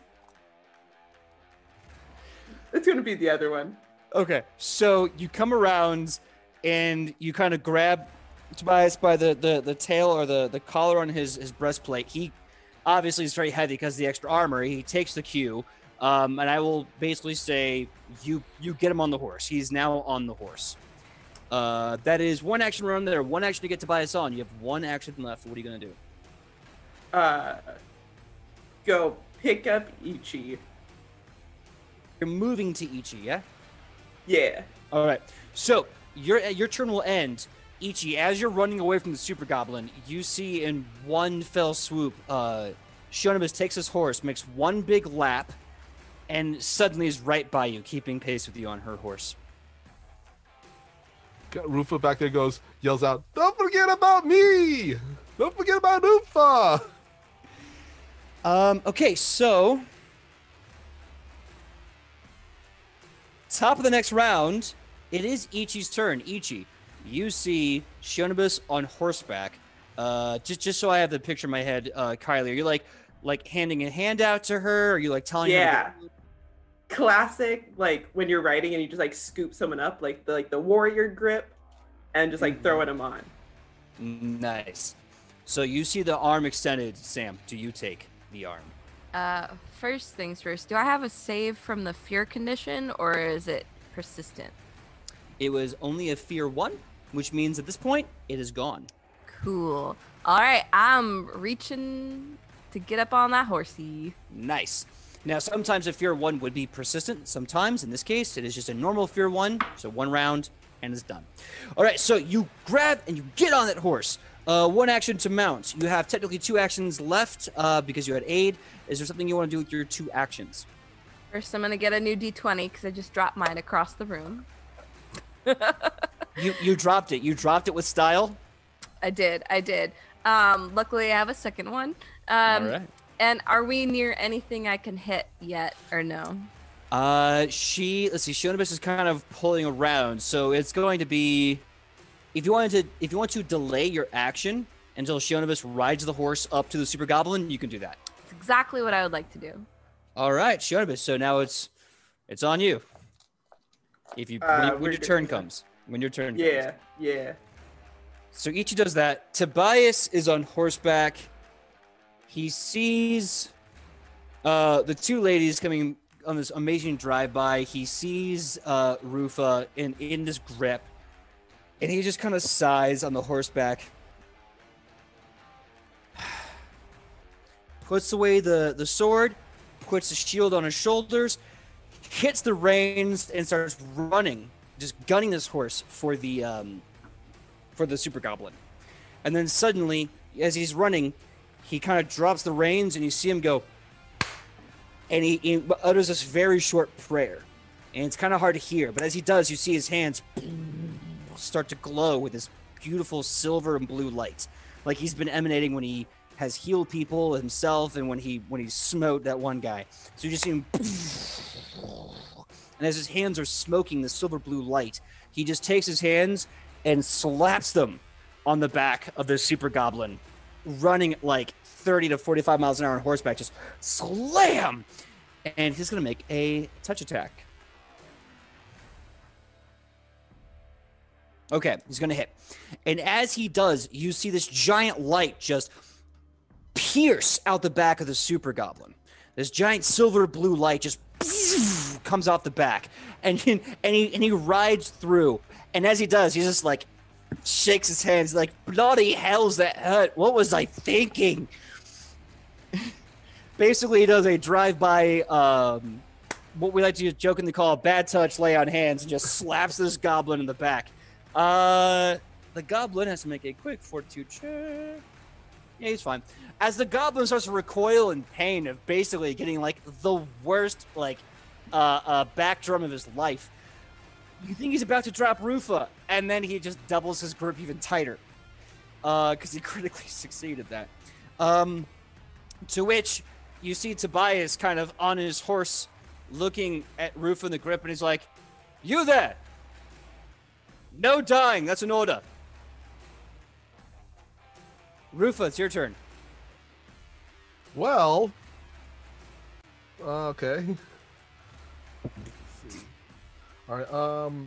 Can I don't know if that's because I know in the other game there is, but in Pathfinder, is there like a escape, like you know what I'm talking about, like wiggle out escape action or something like that? Yeah, absolutely. It's an acrobatics to escape.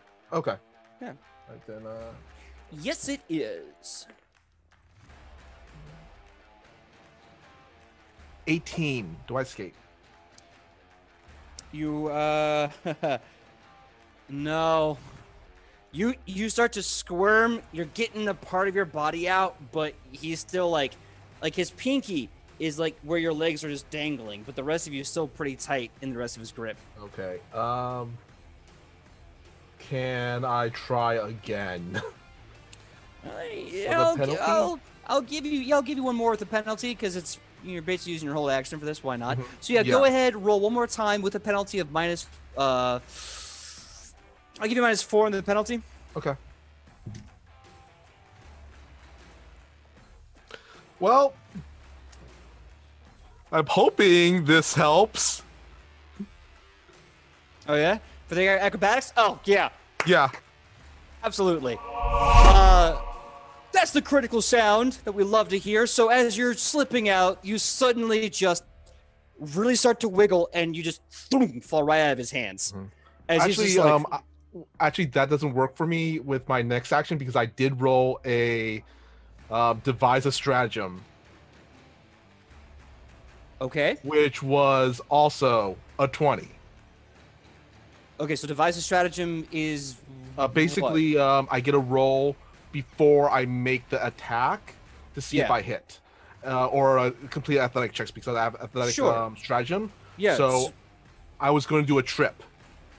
Okay, sure. So I'm thinking Rufa wiggles out from the top of the fist, wraps his chain around the neck of the super goblin, and just kind of brings him down and just jumps behind him, tripping him down. Okay. A little hard to bite. What I will say is that since you're trying to get out of his grip, grasp, his grapple. You squeeze out. You can still trip him from the leg. It's a lot harder to trip this dude judo style over the shoulder. No, I'll he was do a wrapping his chain around the neck and just. Yes, and I'm saying that. Oh, either way, roll the trip. Either way, roll the trip. It's all good. Yeah, it was a 20. Yeah. Oh, the 20. I thought the 20 was your. It was. I had a 20, and then I had like I think it was an 18, and then a 20. Oh, okay. So what I'm gonna need then is when you're saying a 20 for devise a stratagem, that doesn't mean anything. I need to know what that 20 if it's for like a trip. Yeah. Okay. That was part of it. Okay. Sorry, you. Yeah. The way you investigators have a weird ability.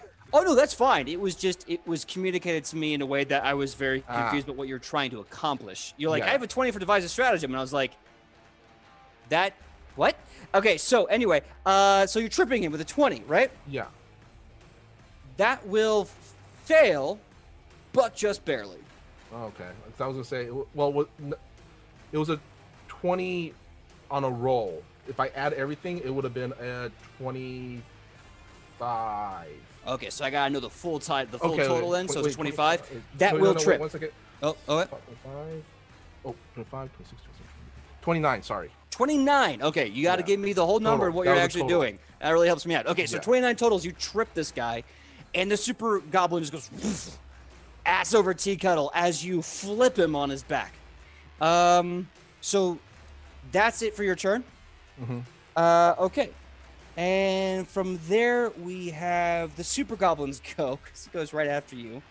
So you flip him prone. He gets up, losing an action, being very, very angry at you for flipping him. He's going to go for another giant punchola to your face. Okay. He rolled crap on the die. So let's see here. Yeah, I don't think a 13 is going to hit you. No. Yeah. So he makes a giant woof, misses, and getting very mad, double axe handles, goes for another huge swing. He takes that -5 penalty. Oh my god. He rolls like crap again. And this one just goes right over your head. You can even feel the air just woof, right over you. Shionibus. What are you doing? We're riding towards the super orc. While she's still at a distance, she's going to look at Ichi and be like, take the reins, take the reins, take the reins, and then like pull out an arrow while they're still far away and just quickly fire. All right, so you're getting close by. You're going to hit and run with the bow and arrow. Roll to hit. That is a... Math, hold on. 23 to hit. 23 hit, will hit, roll damage.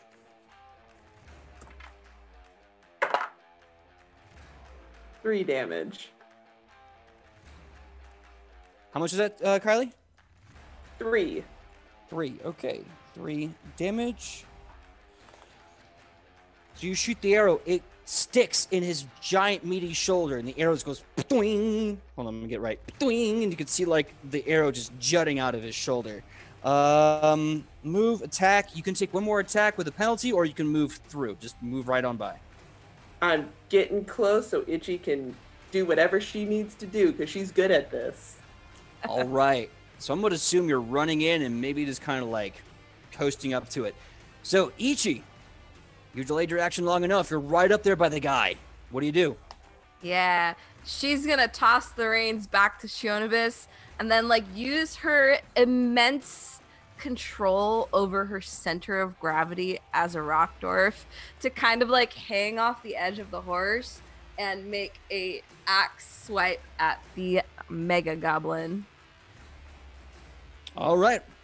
Roll to hit with that awesome side swipe. Let's see. That is a 17. Oh, wait, it's a +1 to hit with the axe.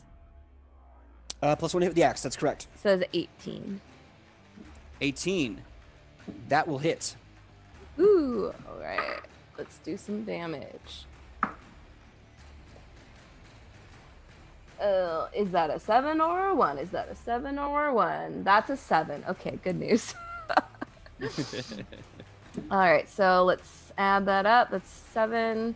plus strength, plus my rage, plus my he's not an orc. That's right. Was there any additional damage on the axe? I forget. Nothing besides the +2 from the orc that hit you. Got it. So it looks like that is a 14. All right, 14 damage. Oof. Okay, so, so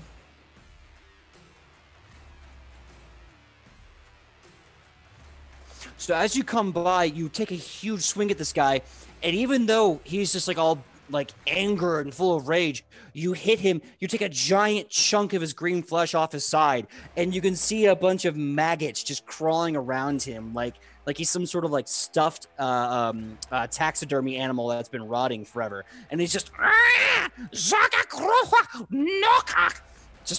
really pissed. That's the end of that round, as the super goblin has just taken a huge chunk to his HP. Top of the next round, Ichi. I believe, so Shunbis, for clarification, did you run up to him and stop, or did you run up to him and run away? Kind of like Keep going. Keep going? Okay. Yep. So, Ichi, you're about 5 feet, maybe, yeah, I'll say you're 5 feet away from the super goblin at this point in time. What are you going to do with the rest? What are you going to do?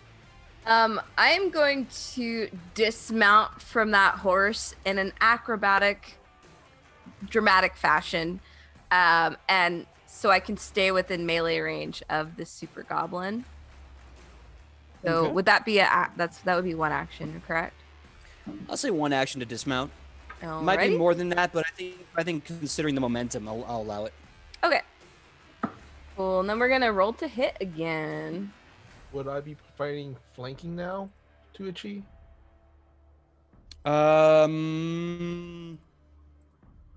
Not in my brain. Okay. Okay. Well, that is a 20 to hit. No, a 21 to hit because of the axe bonus. That'll hit. Cool. Besides, if it makes you feel any better, Rufa, I don't think it's going to survive this hit. Yeah. Well, maybe that was not super good. Die roll. Let's add all my bonuses. So we got strength and raging bonus. So that's a 9 total. Okay. So, as you just previously sliced a chunk of this goblin off its body, and you can see its rotted, fetid interior, you jump off the horse, kind of slide down, and just with that momentum, you run up, you bear your axe upon it, and Sam, I need you to tell me the tale of how you kill this super goblin. Ooh, okay. So when she gets off the horse, it's kind of like a backflip because she's very used to doing this off of like the ropes of a wrestling ring. You know, backflips are like her bread and butter move, right? But this time she sees an opening, so she does her backflip off the orc, and as she's in midair, like backwards, facing upside down, she swings backwards and cleaves the super goblin like vertically like this and lands on her feet. So you pull off this amazing spinning backflip and you swing your axe, and as you do it, you just cut it in half and you land all cool, 3-point stance, axe over the shoulder like it's nothing. And then as you land it, it's just dead silence as the goblin just splits in half and lays down. And then you start hearing this horrible bubbling hissing noise, like acid burning skin. And as you look over your shoulder, you see the goblin just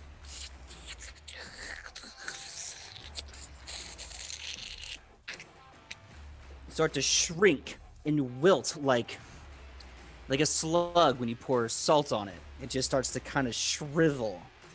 And as it starts to shrivel, you start noticing this giant goblin is 20 smaller goblins all dying. What? And you can hear the voice of Tobias on his horse going, "Men of his tits, that's freaking gross." Rufa kind of just says to no one in particular. This reminds me of a joke about 3 goblins in a trench coat. 3 goblins in a trench coat. And with that, initiative is Dunzo. As these other goblins are all shriveling and just kind of writhing like raisins in the sun, they all proceed to just say, Ka-minglema, Ka-minglema. Does anyone here speak Goblin? So they go, Ka-minglema. Oh, wait, I do speak Goblin. I just checked my sheet. Heck yeah. As they're wilting away and dying, they're saying, Dr. Manglemaw, Dr. Manglemaw, we never meant to fail you. We hope your next experiment is superior. Ichi, like, had stuck, like, a 3-point landing and then had stayed there and watched these, like, creepy things disintegrate. And she just kind of gets up slowly. She does a flourish because she misses the stage. And then she looks at everyone and is like, so what do you guys know about mad scientists? They're usually pretty mad. Yeah, I think that's what this is all from. Could also Rufa, could he use one of his glass vials that he has to collect some samples of the goo? Yeah, go ahead. You can do that. Okay. Do you have any actual like glass vials on your sheet? Yeah. Go ahead. Put that in your inventory. Make sure you note it because I will forget it. Cool. And I will relay what was said by the goblins, plural, to everyone. Shionma is going to write over as like they're talking about mad scientists. And she's like, well, seems like he's close. And with that, we are ending episode 20, the 2-0 of Edge of Legend. Today has been a weird one. And I mean weird in every essence of the word, with the W and the Y and all that good stuff. So we found Tobias Raphaelis. Yay! We found zombie orcs. Why? We found a super goblin. Oh, God. Ew. Very ew. And we will see where we pick up next week here at Nat 20 Productions. And before we go, let's do a quick exit tro. Mr. Michael Powell, tell everyone who you are and where they can find you on that sweet, sweet internet. Well, hello, everybody. I am Michael Powell. You can find me all over the internet with my social media handle, which is Mr. Kapow. That's MRKAPAO. Also, you can also find me on my Facebook page, which is facebook.com/Michael Powell Does Stuff, such as my YouTube channel, which is Fantastic Tales of Adventure. And on Thursdays at 6 p.m. Pacific Standard Time on the Toyzilla Network, I co-host a show called Toyzilla Live, where we talk toy news and nostalgia. And by the way, on Saturday, I will be interviewing a voice actor from My Hero Academia, Leia Clark. She voices a certain character who likes to cut people up and lick their blood. So that should be pretty fun. Totally on brand for this show, I guess.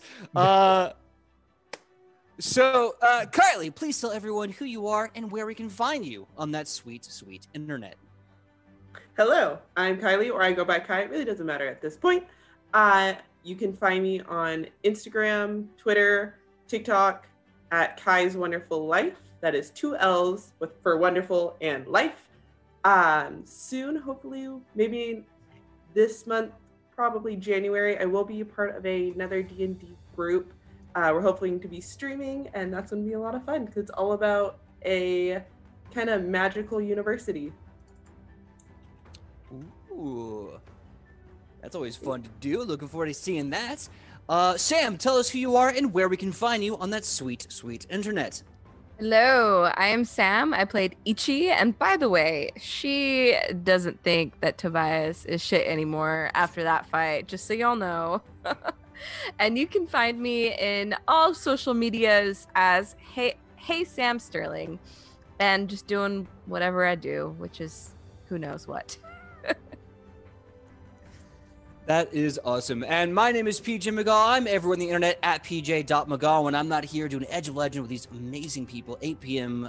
Pacific Standard Time. I'm also here on Tuesdays for At the Table. Next Tuesday, however, will be my last Tuesday for about a month or so, as I will be called away to work on something else on Tuesdays. And we'll see how that project goes. Ian, who could not be here tonight, will be replacing me at the table for about a month or so. That being said, Fridays for CCRIT or Secret, we are on a brief hiatus while we are figuring out the next leg of the community college ready initiative training. That's not it, but it's okay because the character I play wouldn't know it either. So I'm going to just blame it on that. And hopefully in a few weeks, we'll get right back together and we'll be looking forward to more stuff here at Nat 20 Productions. And keep your eyes out for new and amazing announcements. We're going to hopefully have some really cool stuff to drop on you come December. And I cannot wait. Until then, everyone, we'll see you. Same net time, same net channel. Goodbye, everyone. Oh, and thank you. Thank you for all the amazing subscriptions. Thank you for the amazing love. And who are we rating? Stick around also because we're going to raid someone. Yes, who are we rating? TJ, let's raid Paul Dances. They're playing some, I believe, some D&D or something. All right, how do we spell that? Paul, Paul, Dances, Yes. Watch my Dances. flourishes while they raid. All right. Do. Everyone, I was loving all the Gaston jokes in the chat. You guys are amazing. They were love all the support and staff. And hopefully next week we'll just be doing the same craziness, the same drama. We're going to be rating in 3, 2, 1, enter. I pressed the enter button. And we're going to wait until it says right now. It's going to be awkward and... Yeah, it's okay. This is why they come to see us. Raid. I can have a rating. Raid. Yay! Hold on. There we go.